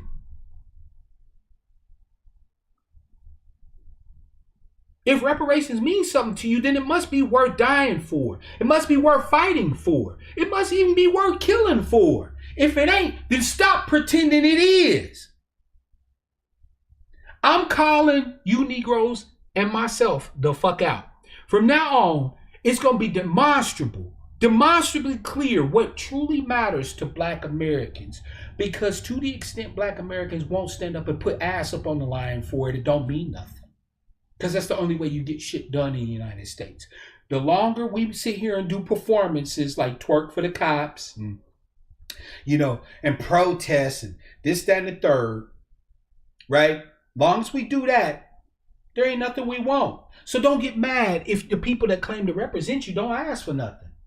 You ain't put no fire on Catfish Clyburn's ass to make him feel like that if he don't go up in there and ask for something immediately, that the cities and the jurisdictions he represents are gonna get burnt the fuck up. Catfish Clyburn sitting up here acting as if he's a Democratic power player now, but black people still ain't getting shit. But we still quiet, so it must don't mean nothing. We still quiet. Tamika Mowry able to do Cadillac commercials and talk about black women's lives and say fuck black men and this, that, and the third, and we ain't put that bitch into shame, ran her completely up off the block. All these activists and raptivists and all these celebrity-tivists using Tamir's blood, using Mike Brown's blood, using Darren Seal's blood for they come up. And we still letting these bastards have a place to speak. We still letting them feel safe. It must mean we don't care. And if we don't care enough to fight them, we don't care enough to make them motherfuckers afraid, then we don't care. Because it's the only way you get shit done. Before I open up the lines, fam, I want to share an example with you. A lot of people don't know, but I'm certain that my brother Black Man will know about this. But in the west of the United States, there's a lot of ranches in the west. Now, these white motherfuckers that own these ranches, they're fairly well off. But part of the reason why they're able to make all the money they make on these ranches is because up until very recently, they were able to graze their animals on federal land. A lot of them have ranches, big acreage, and we're talking thousands of acres of ranches that abut federal land. And so they were able to push their herds out on federal land and graze their herds on federal land, thus increasing the size of their herds and their profits. When the federal government decided to use BLM to change some of these rules regarding private herds grazing on federal lands, these motherfuckers went up to Oregon to a national park with guns and took that motherfucker over. And fam, it wasn't without cost. An old white man, old rancher named Cliven Bundy got smoked by the FBI. He got shot and killed.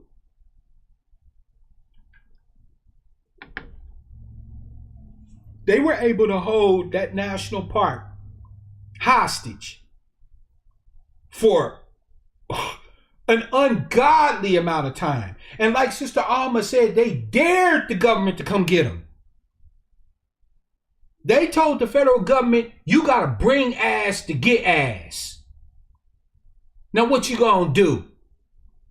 Y'all gonna change this bullshit ass law that y'all enforcing on us arbitrarily, or it will be blood.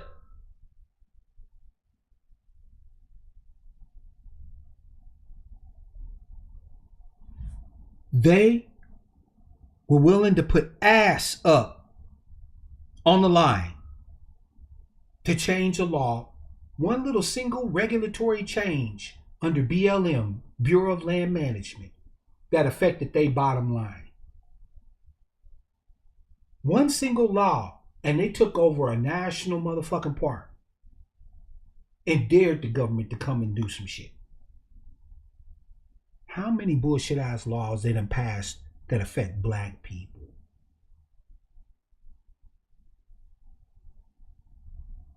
That put you under the threat of a death sentence every fucking day, whether you even know the law exists or not.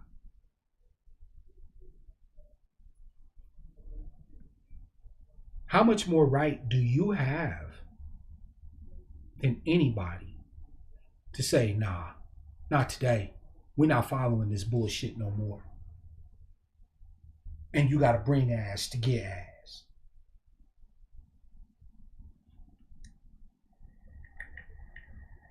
That's real talk, Lila. These motherfuckers are some born insecure motherfuckers. But one thing they ain't afraid of doing is putting some ass up. We continue, like Unsunken was said, to give our silent consent. We just roll over. We just acquiesce. They tell us this legal and that's legal, and they make your brother and sisters criminals every fucking day. On humbugs. Throwing you in the jail, giving you big football numbers. They enforce the whole letter of the law when it comes to you.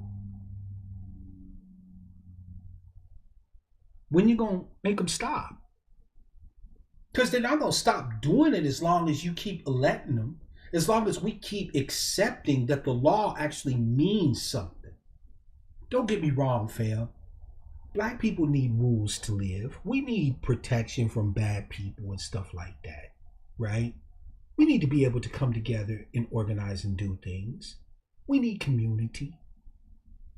What we don't need is these leeches, these hangers on that have never served us in any good stead. If they're going to start doing something for us, then we might support them. We might. We still get a little twitchy, a little itchy every so often. We should still act a fool every so often. Even when America gets right, black people should act up every so often. Just to remind them motherfuckers that we still can.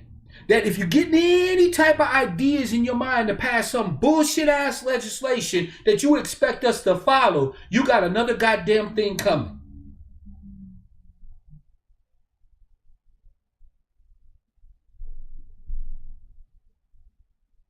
We need to fight them.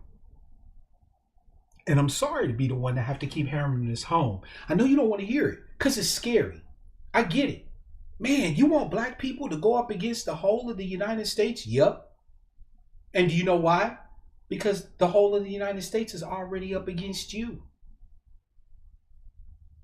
I hope that you understand that everyone in the United States is antithetical to Black American interests.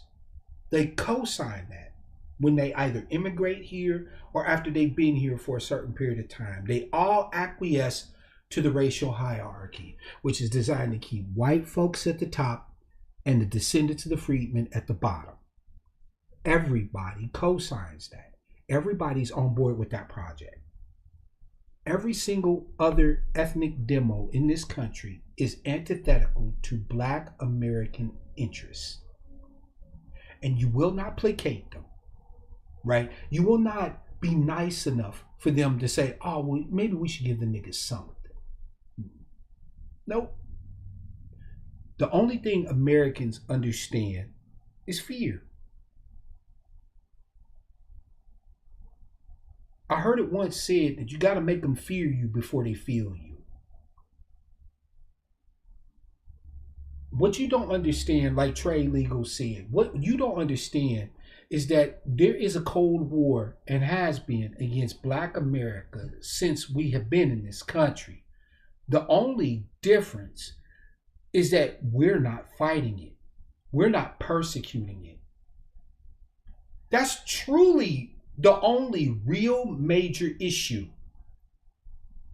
is that everyone in this country has made it clear that they are antithetical to our interests, that they will do everything to see to it that we have nothing, that we are nothing, that we have nothing. Everybody, every ethnic demo, every social economic group, everybody that is not Black American is on board. Now, of course, that doesn't mean everybody. Right? I shouldn't even have to say that. But what I mean is operating as their respective collectives. Everybody here has shown clear antipathy to our interests. Everybody. They are at war with us. And they make it clear in 1,000 different ways that they are. The only thing is we haven't been prosecuting this war. We haven't been fighting it. We really truly haven't. They tell us where to go, how to maneuver, what's acceptable protest and what's not, what's good speech and what's not, what will help us in our case and what won't. And we've done it all. We've protested, we've marched, we've prayed, we've had sit-ins and lie-ins and die-ins and sleep-ins. We spray painted shit and stenciled shit and held up placards and voted and gave campaign contributions and cast our votes and this, that. We've tried every single goddamn thing they've told us to do. And where are we? In 2021, we're looking at nearly the economic collapse of our people. We're looking at double-digit unemployment, and it's not going to get any better. We're looking at entire neighborhoods becoming owned by the banks and private corporations. And it ain't going to get better. We even died more from the COVID, right? From the Rona than almost everybody else. And it ain't gonna get no better. Do you understand? It is not going to get any better.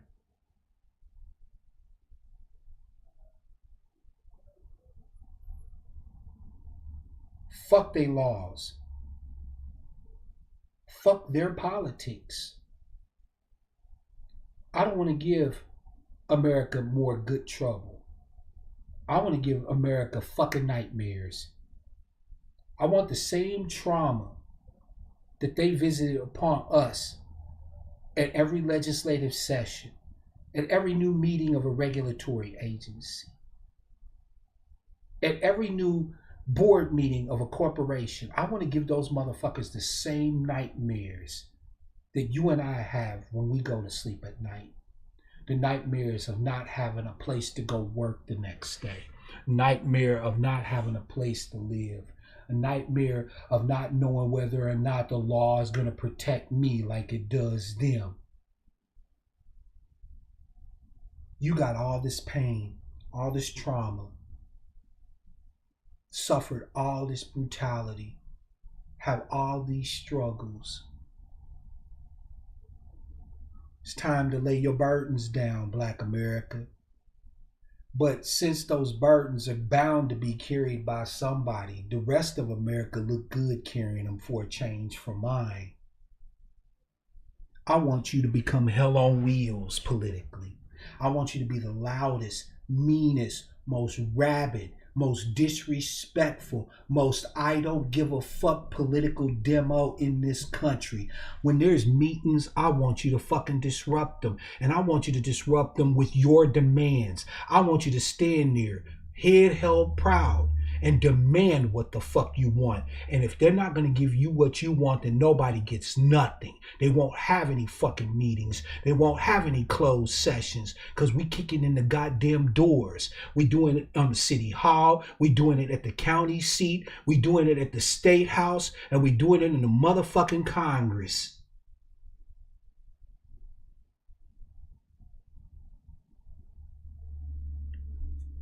They tell you you can't vote. You tell them, stop me if you can.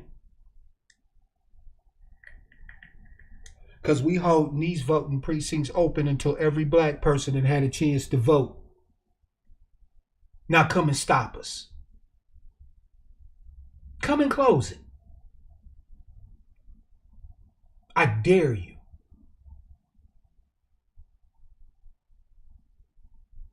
Oh, you mad because we handing out drinks, we handing out food, we handing out water, we dancing, we singing, we entertaining ourselves while we waiting in this line? Sucks to be you.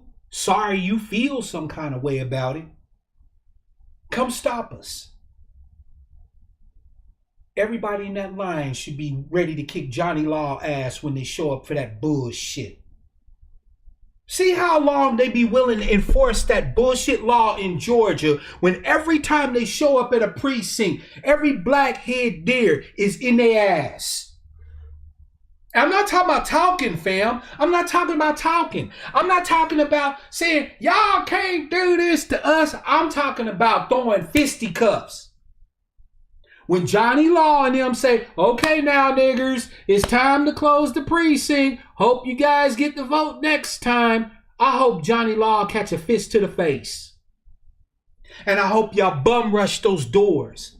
And I hope you go in there and slap your cards in those machines and pull them levers. And I dare them to not count your motherfucking vote. And if you find out they disregarded your vote, then go and burn those goddamn ballots up.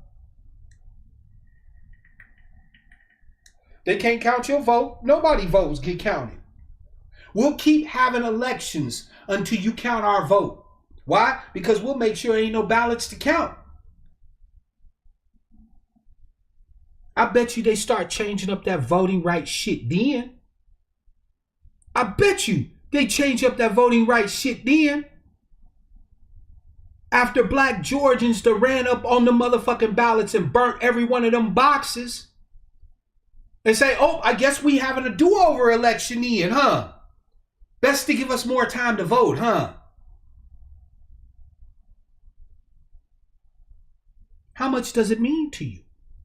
Are you going to roll over and acquiesce and say, oh, well, it's so hot and I'm thirsty out here, but the ancestors died so I can have the right to vote?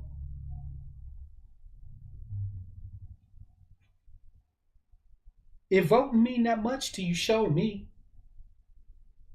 How much blood you willing to shed to vote? How many asses are you willing to kick to vote? If your politics means so much, fam, is what I'm saying. If your politics means so much, if you taking politics so personal that you get offended at politics that are antithetical to your interests, that you're legit offended. I'm not talking about offended like, oh man, I can't believe they think like that. I'm talking about offended to where you starting to look for these motherfuckers. If your politics means that much to you, then you can start getting shit done. If they can't enforce the law across the board for every American like it's supposed to be, then fuck they laws. If they disregard them, you disregard them. What they gonna do, lock you up? They already doing that. What they gonna do, kill you? They already doing that.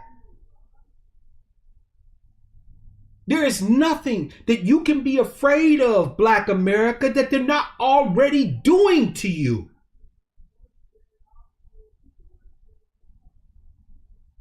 You're sitting here hoping that today is not your day to meet Zimmerman. That today is not your day to meet Pantaleo. That today is not your day to meet Officer Friendly. That's all. Let's just keep it a full ass fucking buck. They're already doing this shit. You just keep hoping that today is not your day to meet Officer Friendly. You figure if you keep your head down and be one of the good niggers, that you straight. I know it. Dr. Black can diagnose you because I've suffered from the same disease. I've been fearful.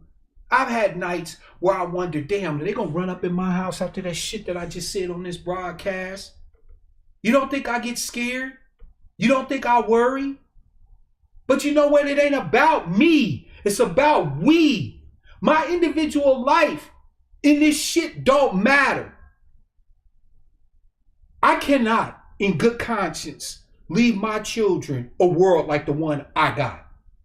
I will not leave them with politics like what I inherited. I will not leave them bound by laws and bullshit like I was. Am I afraid? Yep. Am I gonna fight these motherfuckers anyway? Yep. Because fam, it's not bravery and courage when you do it when it's easy. It's bravery and courage when you do it when it's hard, when you're scared, when you think that they got something else that they can take from you. What you don't realize, black man, black woman, is that you ain't got nothing else left for them to take. They own you lock, stock, and fucking barrel as it currently stands. And not only that, but you think it's legit that they do so. You sit here and argue for Bezos and argue for fucking Elon Musk and argue for Bill Gates. You sit here and shit on other poor black people to support fucking capitalist dogs.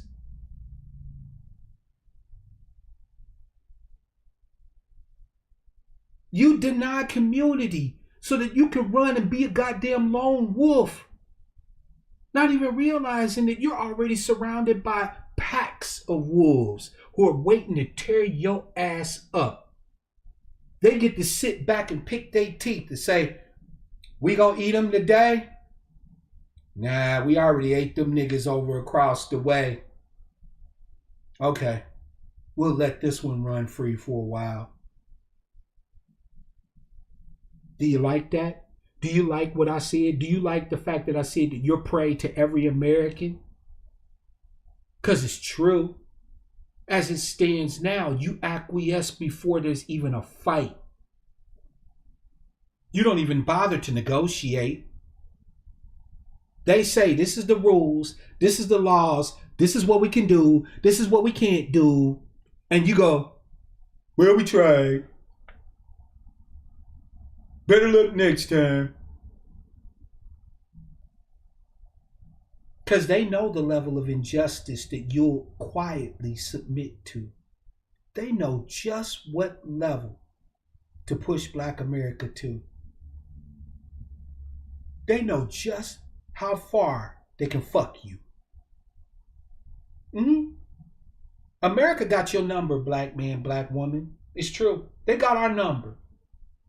They know exactly what we'll tolerate. They know just how far they can push and we still bend over. Real talk.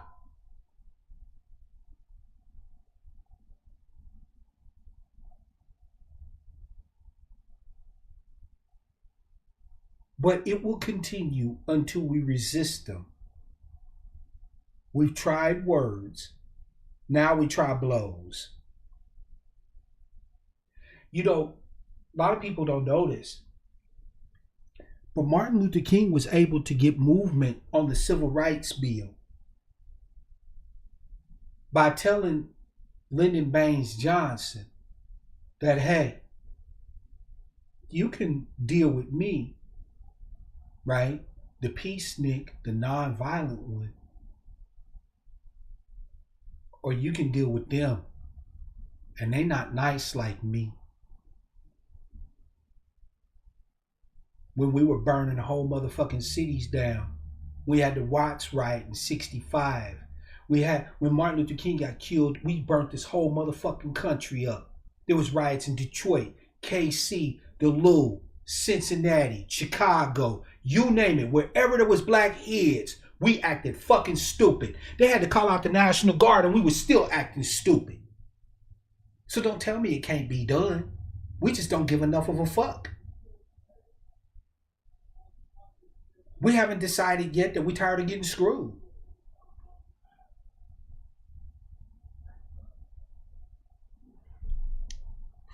I'm tired. I got kids, and y'all got kids, and I refuse to leave your kids a world like the one we had. I refuse. They deserve better. Our children deserve better. They deserve a people that they can have pride in. They deserve a people that are willing to stand up, fight, bleed, and if need be, die for what they need. They deserve a people that will stand up and be citizens, not wait for someone to make them citizens. Our people locked in these prisons, we need to be busting them out. When you sit on a jury, No blackhead should be guilty, period. I don't give a fuck what the law is. I don't give a fuck if they just killed 40 motherfuckers. We can address it if we need to. When bro man can get back out on the streets, we can handle that. But as long as he in their clutches, he's not guilty. You could have been a witness to the shit. Nut up.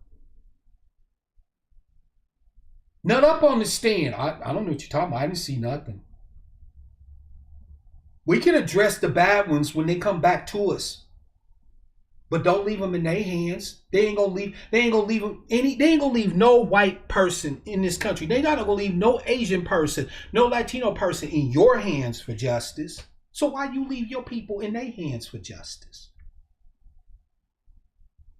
Why you believe that it's bad to sell hot dogs on the street corner? Because they said that you need a license and this, that, and the third. I wouldn't give a fuck. I want to go to the brother selling hot dogs on the street corner, and I want two. Give me mustard, onion, and a little bit of sauerkraut, bruh. Good luck. I'll send some more people your way. That sister doing hair in her house. She been doing hair for years, but they try to tell her she can't do hair because she ain't got a license. Shit. I want her to cut my hair twice a month, and I ain't got no hair. Sister do nails, but she ain't no nail tech. She ain't got no license. So, Ling Ling and them got licenses and treat you like you ain't shit. They don't even want to touch you. But you want them to do your aesthetics? You think you can trust them for beauty? They licensed. And they licensed to whoop your ass if they don't want to serve you. But you gonna shit on Keisha because she ain't got her nail tech certificate. But that girl could do shit with acrylics you ain't never seen before. Fuck is wrong with you? You got all these people in your neighborhood that ain't got jobs, but you taking your kids to daycare with them white folks, and as soon as you leave, they whooping your kids' ass, smacking them all in the head, fucking them up, molesting them and shit. That same $500,000 a month you spending on child care to pay these motherfuckers, to pay somebody's abuela, to pay some white woman to take care of your kids. Why ain't you paying that to the homegirl that ain't got a job in your hood? She there every day. Your kids could play in their same neighborhood where they used to playing with the same kids they used to playing with. And guess what? You putting food in her mouth and you putting rent in her pocket. So now she ain't got to struggle so goddamn hard. Oh, but she ain't got no daycare license. Fuck that mean? You think the Mexicans and the Latinos and everybody who got their side hustles give a fuck about a license? These niggas will go in and renovate an entire house and ain't got permit the first. But you down there at the city hall going, man, I can't fix my basement because I got to go down here and get this permit. For what? Nigga, last time I checked, they sell cement at Home Depot to niggas like they sell it to everybody else. Get your peoples together, put up your forms, and fix your motherfucking foundation.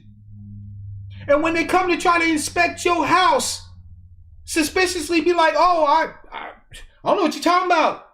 But you can't come up in here.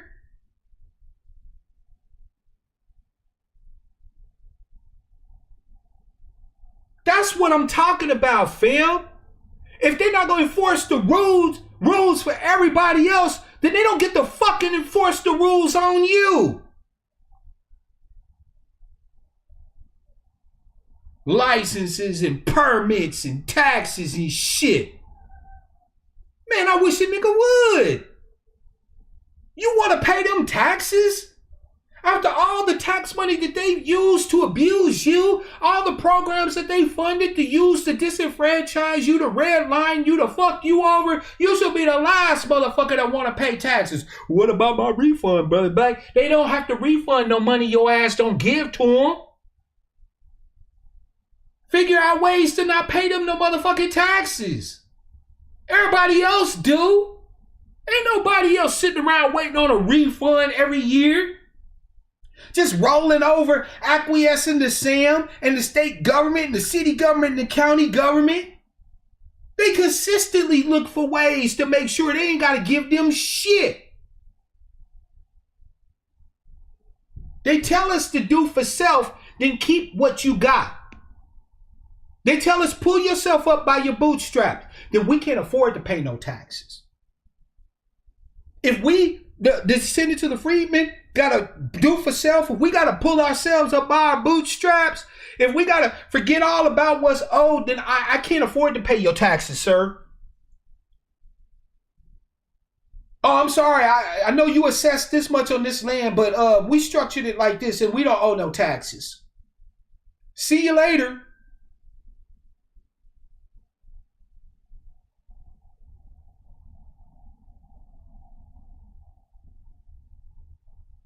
Fuck their laws. Fuck their regulations. And fuck their politics if they're not actually going to be afraid enough of you to honor your demands. If you're not willing to put the fear of God in America to make them honor your demands, then stop playing the political game. You done already lost. I'm telling you the truth. If you're not willing to scare the living shit out of Democrats, Republicans, Greens, Democratic Socialists, Communists, whatever the fuck you align with. If you are Black American and you're not willing to be the loudest, most disrespectful, most rude, crude, brash, demanding motherfucker in any political arena, you are already lost. And you don't need more HQs and organizations to do that. What you need is heart. What you need is a willingness to get in there and fucking fight. You need a willingness to go down there and chain the courthouse doors to stop evictions. And when they come and unchain them, you go down there and throw fucking concrete blocks in front of them. And if they move the concrete blocks, then you go in there and you tear up the fucking floors. And if they repair the fucking floors, then you go in there and you kick down the goddamn judge's bench. And if they repair that, you go in there and you burn that motherfucker down. You make them not listening to you politically cost so much that they got no goddamn choice but to say, fuck it, what do these niggas want? So this way, you don't have to play with the Democrats who always start negotiating from the bottom and negotiate down further, or fuck with the Republicans who won't negotiate with you at all. You don't want a seat at their table. You lay out a table and you go and you burn their motherfucking table down and you make your table the only one they come and sit at. That's politics in America. You don't want a seat at their table, fam. You don't want a seat at their table. You don't want to have these respectable leaders who say, oh, I would be, politically active, but I got to be able to have a place at the table. No, you don't. You don't want a seat at their table. What you want to make sure is the motherfuckers don't have a table.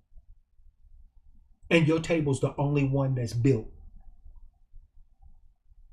You make them want to come to you and find out what niggas want. Real talk, fam. You wanted solutions. There's your solution politically. Fuck they table. You ruin their table, kick their table over, pull out your genitalia and piss on their table. Light that motherfucker on fire. You don't want a seat at their table. First of all, they don't want you to have a seat at their table. If they wanted you to have one, you'd already have one.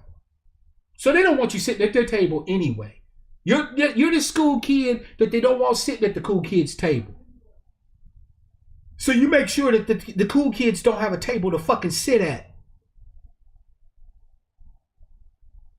When your enemy goes to ground, leave no ground for your enemy to go to. When your political enemies try to go to ground and pass more bullshit legislation and pass more laws suppressing more of your rights and suppressing more of your activity, you leave them no ground to go to. You commit to disobeying every last single one of those fucking laws. You leave them nothing to stand on. And then after you've beat their motherfucking ass and ran them all around this motherfucker in circles, when they finally get tired enough to say, what the fuck do these niggas want? Then you lay out the spread. You set up your table. And you invite them. And you tell them what you want. And you let them know, we can do this the easy way. Or we can do this the hard way. That's the only political action that's going to work for Black Americans moving forward. Because as resources become more scarce, as more changes happen, remember, I said all these shits that's happening in America, none of it's getting better. None of it will get better because it doesn't benefit the people that own everybody for it to get better. America's about to go through the crucible. Everybody in America is about to become niggas. In a situation like that, fam, you only gonna get what you willing to bleed for, what you willing to kill for, what you willing to die for. No more of this shit when white folks catch a cold, black folk get pneumonia. No. It's time for these motherfuckers to be sick for a minute. I'm pushing that trauma. I'm pushing all that genetic and ancestral trauma, all this 48 years of suffering as a Black American. I'm pushing all of that fucking off of me. And I'm pushing it right on their ass. I'm giving them both barrels. All go and no quit. Full stop, utter disrespect, absolute disobedience. I don't give a fuck what they like or what they want. And I will demand, if I ever get a chance to, I will demand what is best for me and my people. Period. And I hope that enough of you commit to doing the same thing in the areas of law and politics. It's time for us to get that sickness off of us. Them motherfuckers need to taste what it's like. They won't socialize the gains. Then we, the descendants of the freedmen, the children of the formerly enslaved, will socialize the suffering. They will not share the gains of America. We will share the losses with them. No more canary in the coal mine. No more taking the high ground. No more setting the example. No more playing black Jiminy fucking crickets for the United States of America. If they get dirty, we get dirtier. If they go low, we go lower.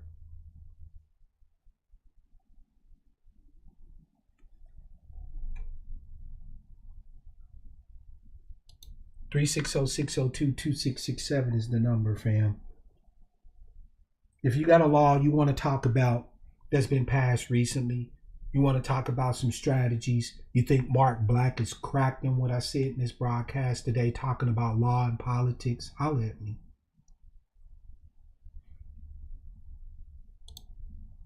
360-602-2667. Fam, y'all been getting it in the chat. Shout out to Sister Lila, by the way. I've missed you, sis. And I'm glad you're here today. Shout out to Sister Alma. I'm so glad to see that there's sisters that's getting it. Unlike some dudes, I don't have no problem with sisters jumping up and leading the way. I sure in the fuck don't. If I did, I wouldn't have no love for Harriet Tubman. I wouldn't have no love for Ida B. Wells. See what I'm saying? We got sisters who are firebrands, who make grown-ass men look like little wilting lilies. Shame these Negroes. Sisters, if you love us, make us start fighting. Real talk. If you love the black man, tell him that he can fight. Free him to get out here and act stupid. Stop squelching him. Please, stop being afraid he gonna die. We die a death of 1,000 cuts every fucking day as black men. You want a good black man? Let him be one. Help make him into one. Make his ass a fighter. Make him into the most evil, rough and ready, hardcore motherfucker against your enemies that you've ever seen. He will love you for it. You wonder what your boys is missing, what your men are missing. What they're missing is the chance to fucking stand up and be men.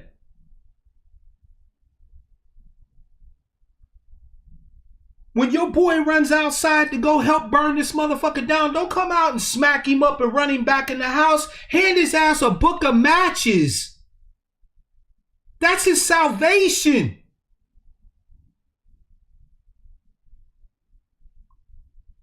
That's his salvation. You do understand this. Black woman, I never say anything to y'all. I never judge y'all. I never say anything to y'all. But God damn it, it has to be said. I encourage you, black woman, to step up and fight where you can get in. I'm not sexist.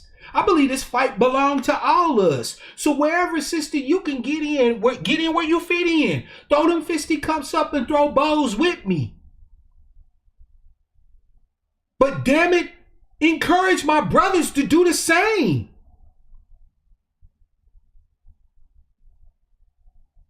Don't throw them away when the white man comes and calls him criminal. Don't throw him away when they've denied him every fucking opportunity it takes to be a man in this society.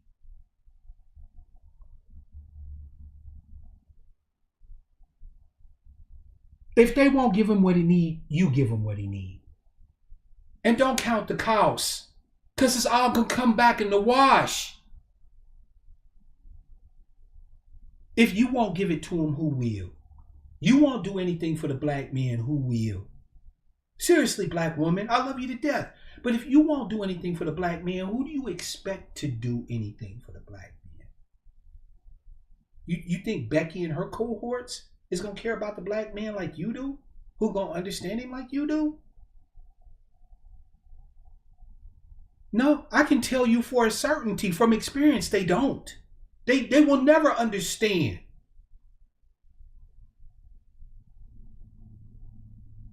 Please, sisters, make your men into fighters. You want good men. You want men you can be proud of. You want men that you fucking can't wait to touch, to be around, to talk to smell. Make the motherfuckers stand up and fight.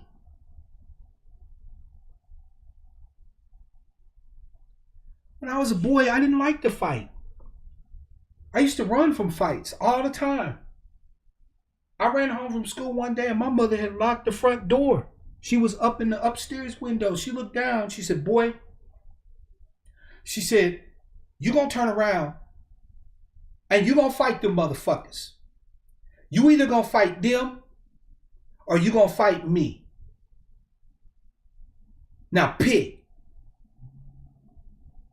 Heart beating in my chest so hard it felt like my chest was gonna explode. But as scared as I was of them niggas, I was even more scared of my mama. And I turned around and I started throwing hands. And when the dust settled, they was gone. And I stood right there on my front porch. Then my mother came down and let me in. I respect her to this day for that. It was not easy. I can imagine it was not easy, her watching her son have to fight. But she understood, she knew that at some point I was going to have to stand up for something. Black woman, we need y'all bad. We need each other. We need each other. Thank you, Sister Kwame, and thank you for the love. We need each other like shit, man. We need each other like air and water. Like we, you know what I'm saying? We really legit are all we got. Real talk. Real talk. This ain't got nothing to do with sex. This ain't really got nothing to do with none of that. What this got to do with is who we are. You give birth to us, and then you get mad because we're not what you want us to be, but you raise us. I never understood that. How do sisters get mad at brothers when y'all the ones that make us? Every black man I know came from a black woman's womb. But no bottle babies, right? Nobody got artificially inseminated and shit like that, right? Every black man I know was born in a black womb. And every mother I know has been one of the greatest influences on black men that I know of. A black man can attain some of the highest heights in the society to the extent that the greater society lets him. And when he gets to the highest height, when he gets to the pinnacle, regardless of anybody else that aided him, that supported him, that sacrificed for him, there are two people that he tends to thank. He tends to thank whatever God concept he believes in. And he thanks his mama. I used to get mad about that because I'm a daddy. But now I get it. Mama is teacher, is God, is everything to her children. Daddy's good. Kids love their daddies. But mama is everything to black people. To whom is given great adoration, they bear great responsibility. You can't claim our worship and not claim the responsibility to put your wings over us. Mama, sister, mama, you can't accept our adoration, our worship of you, and not be willing to extend your wings out like the great mother that you are and cover us. Like, that's not how this works. Maybe you don't want to be worshipped. That's fine. I can respect that. But the fact is that you are. Black men love their mama, man. I don't know no race in this country that love their mama more than we do. So if you are surrounded by black men that you're not happy with, then make them into the black men you want them to be. You can do it. You're the only one who can, actually. Sister, lover, mama. You're the only one that can make us. And fuck the stick. Fuck the stick with us, I should say. Y'all been giving niggas the stick for too goddamn long. Y'all trying to hold us accountable for every fucking thing. How about you offer us something? How about you offer us something that we might like? You ever stop to ask black men what they want? Like, I watch social media all the time, and it floors me, some of the shit that people say that black men are. Like, I know brothers everywhere, and I'm like, black men, we don't even give a fuck about none of that shit. But black women swear up and down that we give a fuck about this, that, and the third, and then hold us accountable when we don't. I'd like a little bit of carrots to be handed around. Ain't no shame. Y'all got plenty of them. And I'm not arguing for you to be super strong black women and ignore your needs and this, that, and the third. No, you have every right to have standards. You have every right to demand the best of what this life has to offer. I would never tell a sister to settle for anything less than what she deserves. But I will tell my sisters that sometimes, just sometimes, you got to put in labor. that what you deserve ain't gonna just land in your lap. This ain't fairy tale land. Sometimes what you deserve is hidden behind a police jacket and a jail record. Sometimes what you deserve is hidden behind illiteracy. Sometimes what you deserve is hidden behind fear and trauma. And you have to decide that some investments are worth making.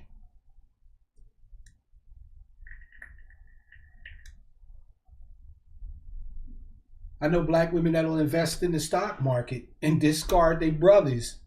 And the stock market is much more risky than your brother is. Where's my calls at, fam? Or did I just lay down so much good shit that ain't nobody got nothing to say? 360-602-2667 is the number, fam. Holla at your man. I want to hear what y'all got to say about these laws. Y'all still planning to obey? Or are you like your man Mark Black and you're aiming to misbehave?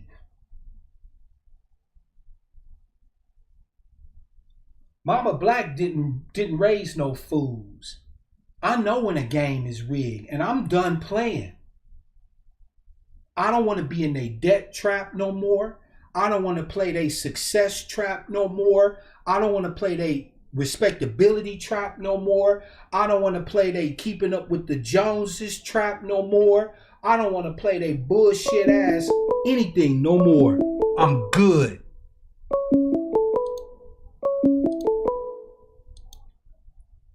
Caller from 903, it's your man Mark Black. What's your name? Where you calling from? What's on your... Oh, this Black man. What's good, fam? Oh, damn. Okay, call back, fam. I thought that was you, Black man. Did you call in? Cause you know I want to holler at you. Sister Lila said we need to be tribal again. Work shit out amongst ourselves like we did for thousands of years before the world was. I'm with that. We are a tribe. We need to start acting like one. We definitely a tribe. Shit, by hook or by crook. And like a tribe, we better figure out what our mores and folk ways and ideas and all that other shit is and enforce our own shit. I'm not handing not one black person over to the law for no reason. None. I don't care what the crime is or whatever. They can kiss my ass. Caller from 903, it's your man Mark Black. What's your name? Where you calling from? And what's on your mind? Yes, it's Black man. What up, fam? Holla at your man. Not a lot, man. Go ahead. Oh, I was just saying, holla at your man. The floor is yours, fam. Oh, okay. Yeah, that's what, man. You have tonight is really what I'm sitting there saying about all the time that I've been saying since I was in my 20s. I don't understand a jaywalking ticket if you walk from point A to point B and you make it across there, fine. You know what I mean? Yep. How can you be a pedestrian roadway at any time if there's no cars? So what? I feel that. How can an air freshener in your rearview mirror be against your laws? Or you know how about your windows too dark? Or you have the wrong light on your car. All these other bullshit ass things. You know that little line that they have on your car. You know that little it's like a little. I can't explain what it is, but it tells you don't go past this point. Oh yeah, I go past that point. I go 2 inches beyond that point just to be that dude. I really do. Man, I break as many laws, fam, as I can think of. Seriously, like I remember when I was working. I used to go to work, and every day I walked out that motherfucker with something that didn't belong to me, and I'm not even ashamed to admit it. I tried to steal that place fucking blind. Hey, I stole my ladder from the job over there at Cablevision back in the day. That's my man. Hey, see, that's what I'm talking about, fam. They be robbing the shit out you on these jobs. It's time to rob back. I ain't gonna lie. But you know, I was stopped one time because the cop said, your license plate light is out, and I couldn't see it. I said, well, wait a second, don't you have headlights? And don't you have bright lights on your headlights? You can see my license plate if you turn your lights on. If you have your lights on, right? Yeah. It doesn't matter if everybody else sees my license plate as long as you can see it. Facts. So why am I getting a ticket? But you know everybody what, though? else needs to see my license plate. But see, here's the thing. Before, you would just simply acquiesce and maybe even go in court and try to fight that ticket and this, that, and the third. I want you and I and all the rest of us to commit to making the motherfuckers give us more than tickets. See, I learned something from all these times that I went to jail. And this is going to shock a lot of you. But there's a reason why 95% of cases do not go to trial. There's a reason why they push plea bargains so much. And here's the reason why. The reason why is because the court system literally has arrested so many motherfuckers and got so many people circulating through it that if they had to take every single case to trial, court systems would go bankrupt. Oh yeah, they would go bonkers. It's impossible. I had gotten a ticket for speeding, right, on the backside of my road, and he stopped. Well, he gave me a ticket for speeding on the backside of my road. Young guy asked me, "Where are you going? Where are you coming from?" He's like 23 years old. Yeah. Dude, at the time I'm like 50. I'm like, who are you talking to, young man? I ain't telling you nothing. I ain't none of your business. I come from fucking your mama. What's up? That's what I'm talking about. I just don't like that kind of stuff. I just don't like that. I just really don't. I don't care for that kind of talk to me at my age at this point. Hell yeah, my big age. You asking me where the fuck I'm coming from? None of your damn business. Where am I coming? I was just so living in high at that point. But anyways, he proceeded to come back and give me a ticket. Now you know my record is clear. You know, I got a CDL. I haven't had no tickets in probably like 5 years or more. And you know, every time I get a ticket, I just go get a lawyer, and they beat on them. I don't even try to worry about it. But anyways, so I looked at his thing. He was from another county. So I thought that you're not even from my county. You can't even give me a ticket. I didn't say nothing. I just took the ticket. And then when I go to the hearing or whatever you call it, the procedures or whatever. Yeah. The DA is sitting there telling me all this stuff about this judge don't play with speed and he's this, that, and the third, and you got a CDL and he's really gonna be on you. I said, and she said all this. It took her about at least 2 to 3 minutes to give her, me her rhetoric, right? Mm-hmm. I said, "Are you done now?" And she said, "I said, are you done?" She said, "Yeah, I'm done." So what are you gonna do? I said, "I'm gonna tell you 2 things right now. I got the Google Maps, and I showed where a river divides our counties. Well, he's on the other side of the county. Yep. There's no jurisdiction over here. He can't tell me nothing. Even if I was doing anything of anything, he has nothing he can do to me because I'm on this side of the county. Nice. He's on that side of the county, representing that side of the county. He can't come over here and represent this side of the county. His oath wasn't to this county. His oath was to that county. So he has no jurisdiction over here, and that's it." And she looked and she thought. She looked and she thought, and she was trying to. I said, my driving record, I haven't had anything in 5 years, so on and so forth. I got a CDL. And to be honest with you, to be really, really honest with you, I've been stopped a lot of times, but everybody would always sit there and tell me, "Well, you have a CDL. I don't want to mess up your CDL because your insurance goes higher." A lot of cops would sit there and said that to me. And I appreciate that. And like I said, I have never had a record. I've never been to jail on a whole bunch of stuff like that. I'm just a really, I guess, lucky person. That's why I can have the stuff that I have. You are lucky, fam, because I can tell you, Mark Black has been to jail more times, so many times, I can't even fucking remember. Like, I was serious. I was talking with my missus the other day. Support and stuff like that, though, right? Huh?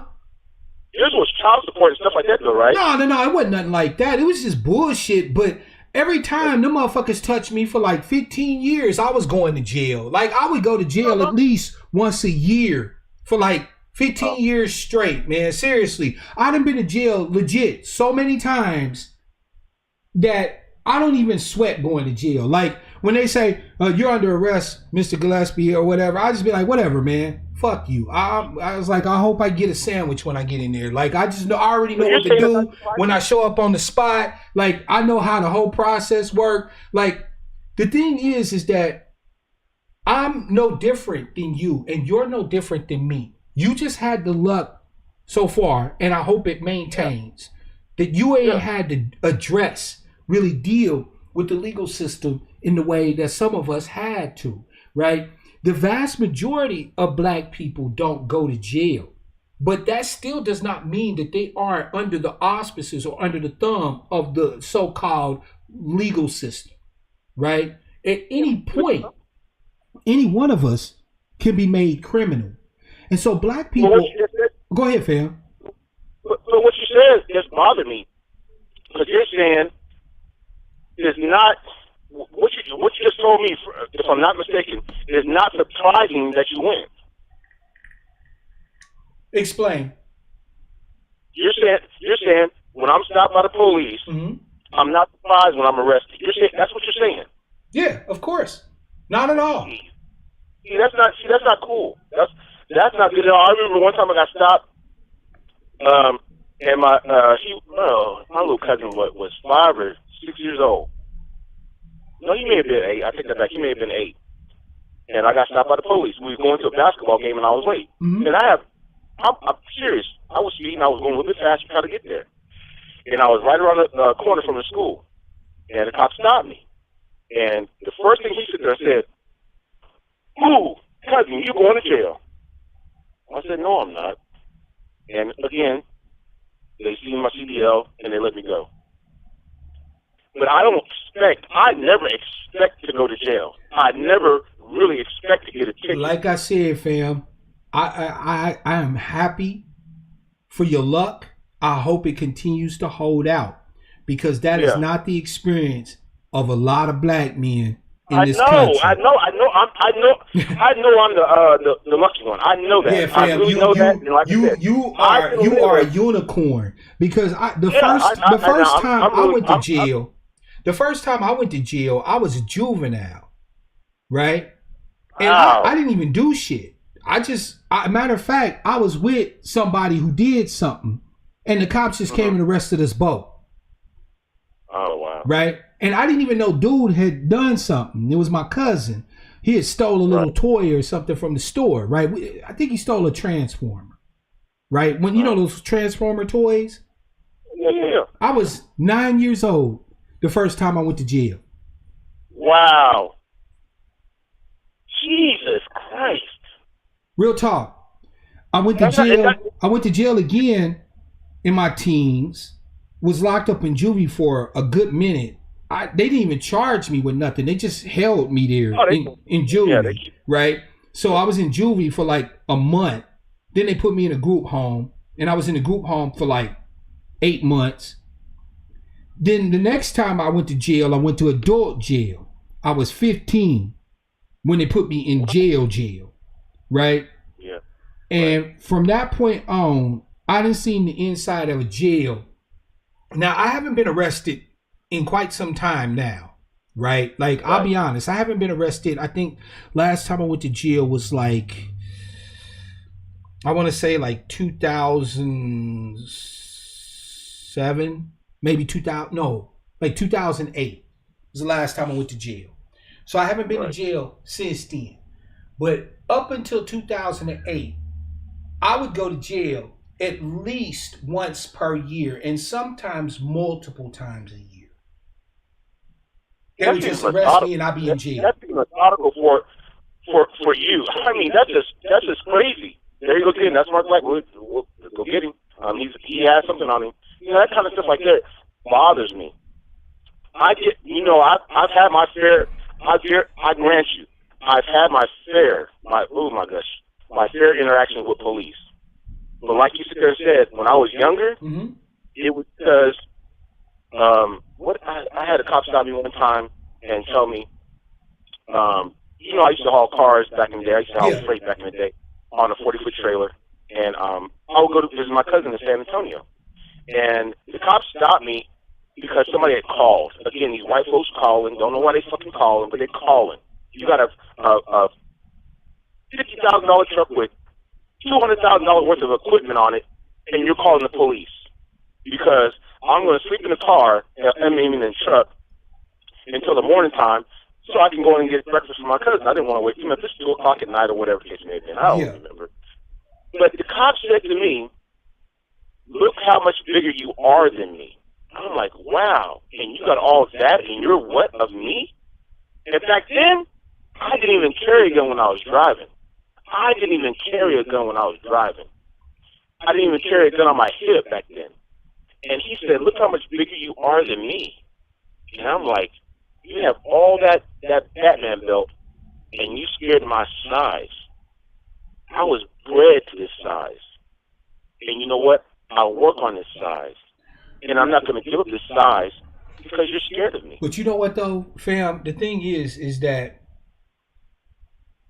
part of what was able to happen to me is because we, in general, do not tend to fight the police. We don't fight. We don't fight them. Like, we acquiesce. And some of us are lucky enough, like, there are brothers and sisters who will hear your story and think, well, hey, maybe police ain't so bad. Now, I'm not going to sit here and... No, hold on, fam, because I'm not blaming you for that. I'm just simply saying that that's the truth, right? But in point of fact, it's arbitrary. That was the point that I was trying to make earlier in the broadcast, is that the enforcement of this shit is arbitrary. It comes down to the roll of the dice. If you lucky enough to get a cop who see that, you know, you're one of the good Negroes, you got a CDL and you're about something, they'll give you a pass. They'll say, hey, you know, this man, you know, obviously is trying to just take care of his family. You know, they'll see you like they kind of see themselves. Okay, they'll see you as a human being. But if you don't have a CDL, or if you in the wrong place at the wrong time, or if you in a neighborhood where they constantly police people for just random ass shit, like the whole broken windows thing that was doing in New York and stop and frisk and all that. There's a lot of brothers that got police records that have been arrested just for standing in the wrong fucking place.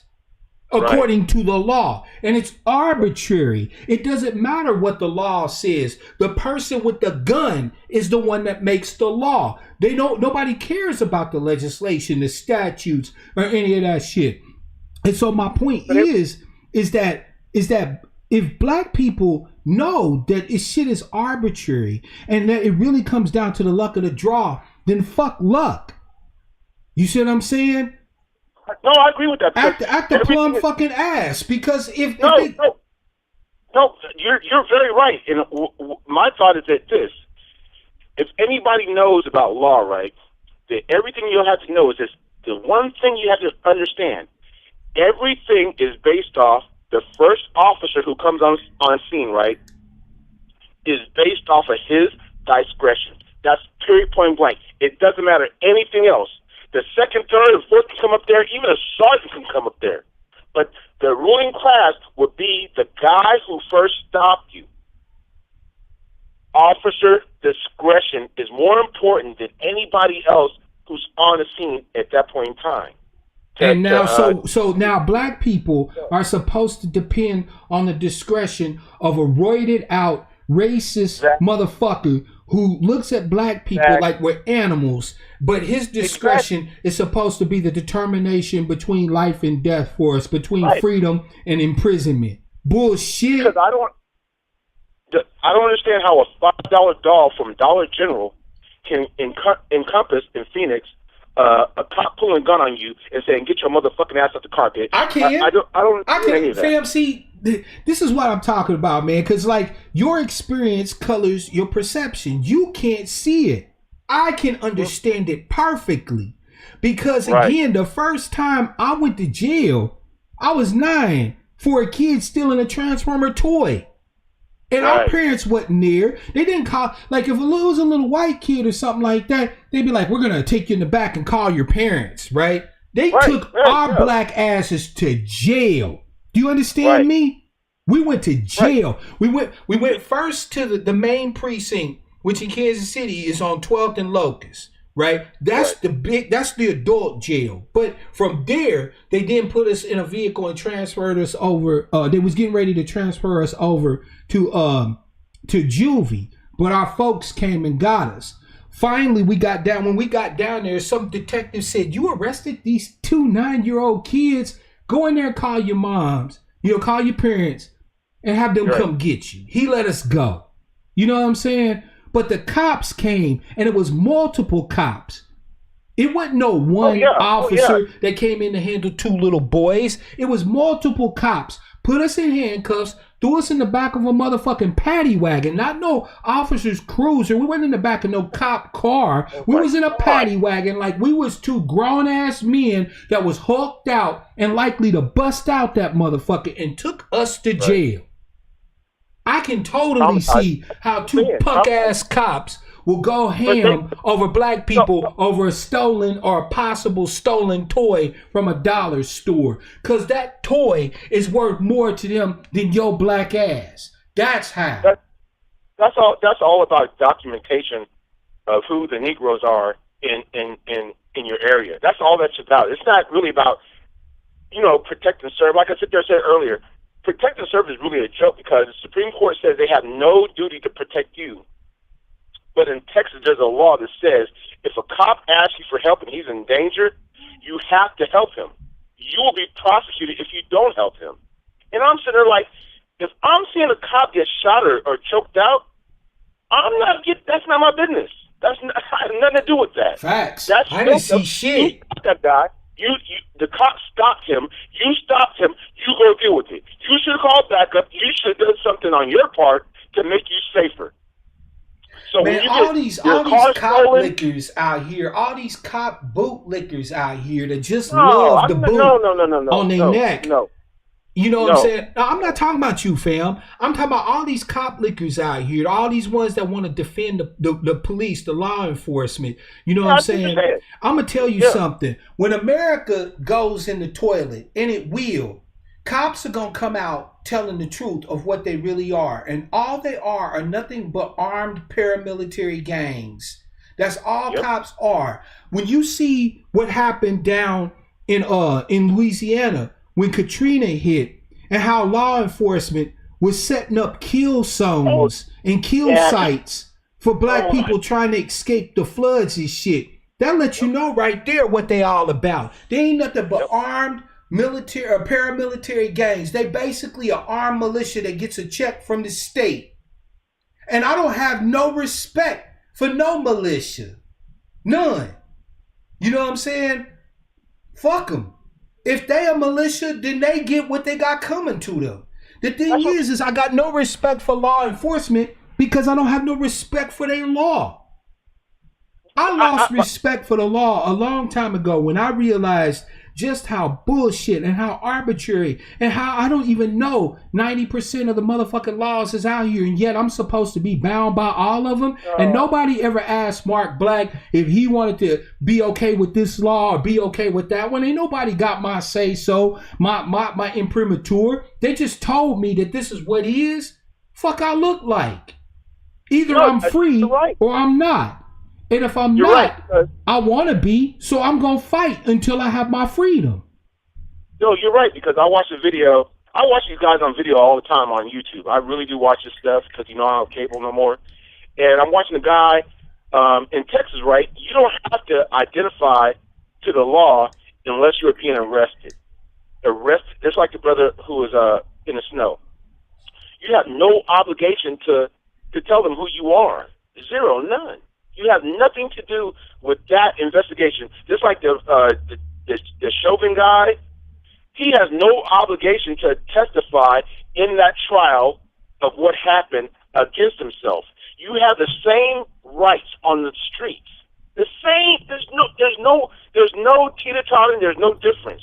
Black men, you only have the rights that you can defend. And I don't know how to emphasize this shit to black Americans enough.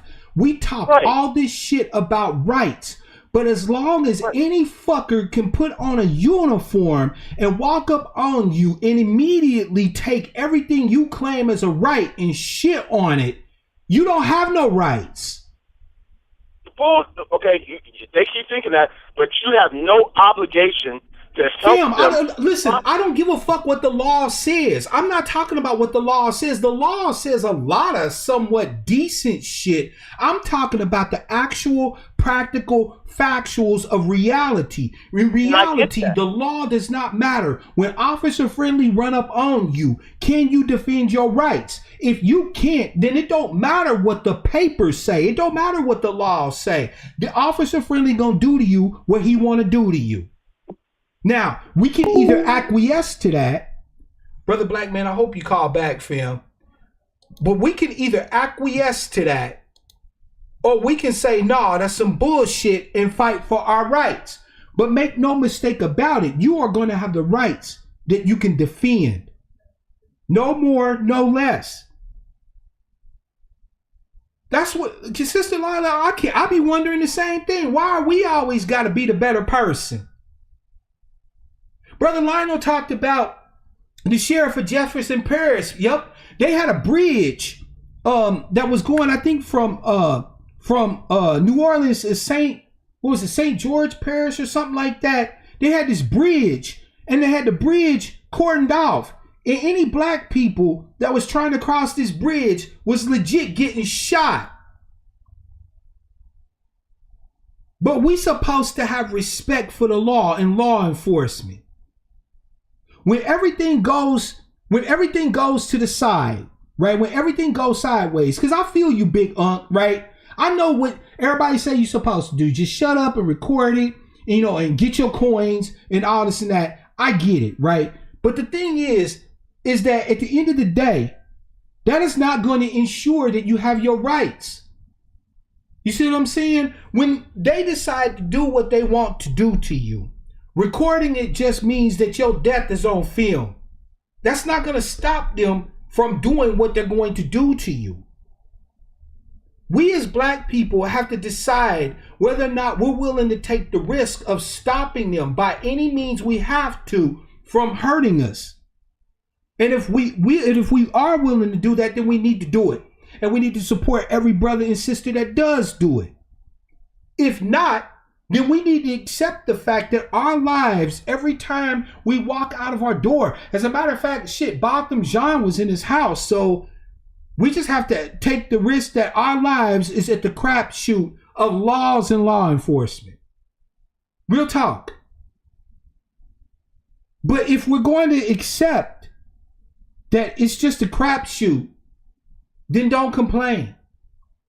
We shouldn't be mad about anybody that gets shot by the police. Oh well, they luck ran out. But I think that we have a right to defend our rights.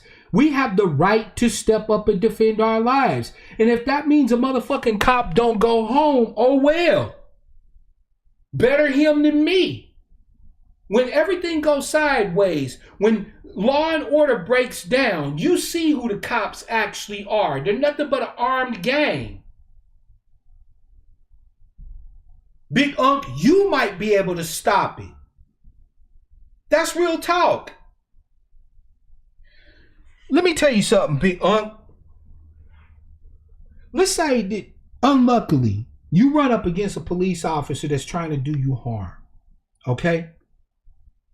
At that moment, you realize that your life is in danger. You got a couple of choices, and they're not easy choices to make, fam. So I'm not sitting here making light of it. But at that point, you got two choices. One, you can try and record the harm, hoping that somehow justice is going to be given to your family or whatever the case may be, should something major happen to you and you're no longer with us.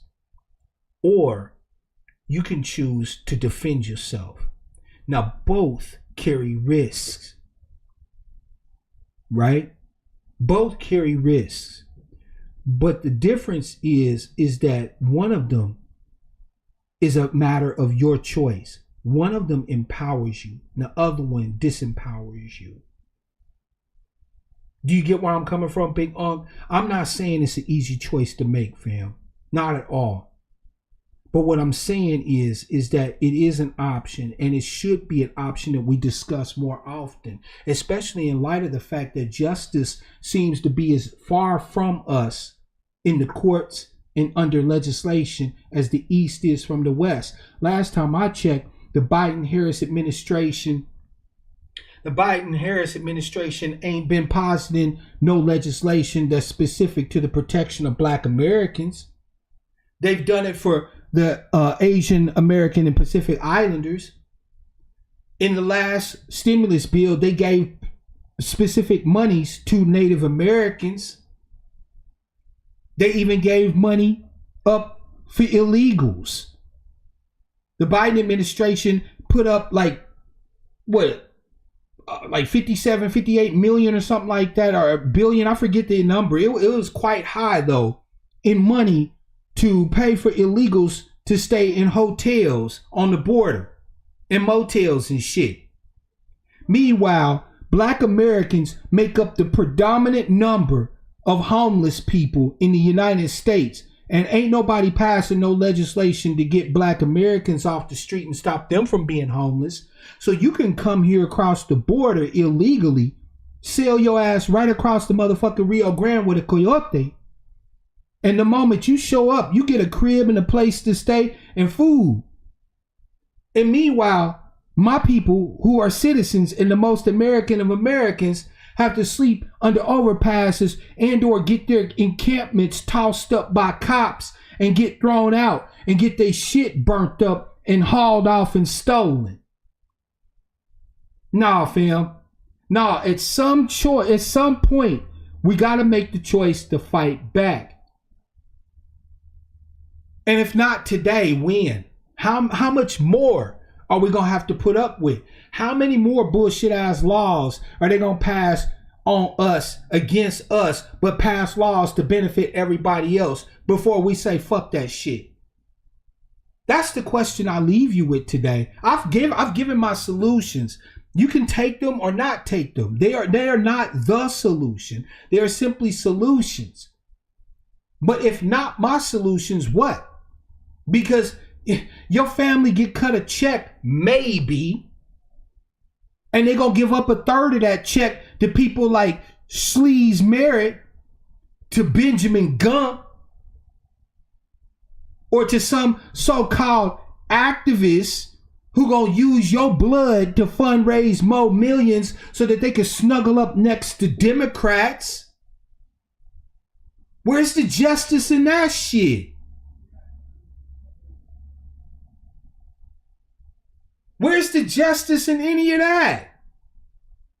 It's a shame that Tamir Rice's mama, Samaria Rice, has to call motherfuckers out because they've used her son's death to fundraise millions of dollars and she's struggling. That's a goddamn shame that Samaria has to sit here and tell everybody that, hey, don't be using our children's deaths, our loved ones' deaths to make your millions and not do nothing for us, not help the community, not give us nothing, not do nothing for nobody. Everybody profiting off our suffering but us. I'm fucking tired of bootlicks. I'm tired of activists. I'm tired of all these people that turn and transmute black pain into dollars. I want justice. And if they won't give us justice, then we take justice. I don't understand why this is even a conversation that's so hard to have. We've tried recording these people. Walter Scott, the Latino gentleman that recorded Walter Scott, what's his name, Faden? Recorded Walter Scott being chased by this man and shot, was it 8 times in the back? Watched him plant a taser. And this motherfucker still couldn't get convicted. And not only that, but the dude that recorded him ended up locked up in prison, beat up, abused, and all that other shit. That cat Faden that recorded Walter Scott being murdered by the cop. The cops fucked with him and they end up catching him up on some fucked up beefs and locking his ass up. And no, I'm sorry, that wasn't him. That was the dude that recorded not Mike Brown, that recorded our brother in New York, the one they killed for selling Lucy's. See, so many bodies, sometimes I even forget their names. God help me. Eric Garner. The dude that recorded Eric Garner getting choked out by Pantaleo got fucked with so hard by NYPD, he ended up in Rikers. They fucked him all around. His daughter died before she could get any fucking justice. Pantaleo didn't serve a day. But the shit was recorded on film. You feel me? Like, at what point do we stop recording and start fighting? And you know what? And I don't think it's fair that I, as a black man, say to you to fight the cops and not indicate to you my willingness to help you fight them. Fam, I promise you, moving forward, if y'all don't hear from me for a while, it's because they either killed your man or they locked me up in jail. Because if I see a black man or a black woman struggling with some motherfucking police officers, I'm not talking. I'm fighting. And if I got the blinky, I'm shooting. And I don't give a fuck what happens after that. Because at some point, they're going to need to understand that there is consequences to their willy-nilly arbitrary violations of our rights and enforcement of bullshit laws. That's just it. Fam, I won't keep y'all too much longer. Hey, black man, call in the next broadcast, fam, because I know you're gonna wanna hear that one. You know what I'm saying? But and besides, it's been like 3 hours. I'm gonna get ready to wrap it up. Fam, like I said, some of these things that I talk about in these videos, you're not gonna be with. Everything I said in this video is controversial. And it's stuff that we truly, to be quite honest, we won't do. You know, I've been thinking lately about some comments that I've been getting on some of my broadcasts where people call in and they've been telling me, Brother Black, I feel like 2/3 of us ain't gonna make it. And I've always argued for the opposite. But fam, I gotta tell you, when I watch us continue to go through the shit that we go through, knowing that the solutions to many of our problems are so simple and can be addressed easily by just us having a little bit of courage and being willing to demand and fight for what it is that we deserve, and seeing us not do it. Fam, I'm rapidly coming to that point where I believe our brothers and sisters that think that way is right. There's a lot of us who just simply will continue to roll over and acquiesce. Brother Lionel, I broadcast every Saturday. And the next human activity is going to be religion. Yep, that's number 7, religion. And I don't like feeling that way, but when you look and see how easy it would be if we committed as a group, as a family, as a tribe to doing certain things and knowing that we probably likely won't. Some of us will, and maybe those some will be able to be successful. The vast majority of us won't. And I will have to sit back and watch a lot of my people suffer where they don't need to. I'll have to watch them needlessly suffer. But you know what? Freedom is worth it. I refuse to lose. It's bullshit. So fam, with that said, I want to say thank you to everybody who watched the broadcast today. I hope, and those who didn't get a chance, catch it on the re-up. Again, fam, if you're interested in the proposition that I laid out in the last broadcast of working to help to build an actual community, I'm not talking about something we're going to be broadcasting and talking about. It's all black everything. No, fuck all that. We just going to build something legit. Hit me up at blackoutcastmedia@gmail. That's blackoutcastmedia@gmail.com. And fam, until next time, as always, as always, I want to wish you all love, peace, prosperity, and power, real power to our people.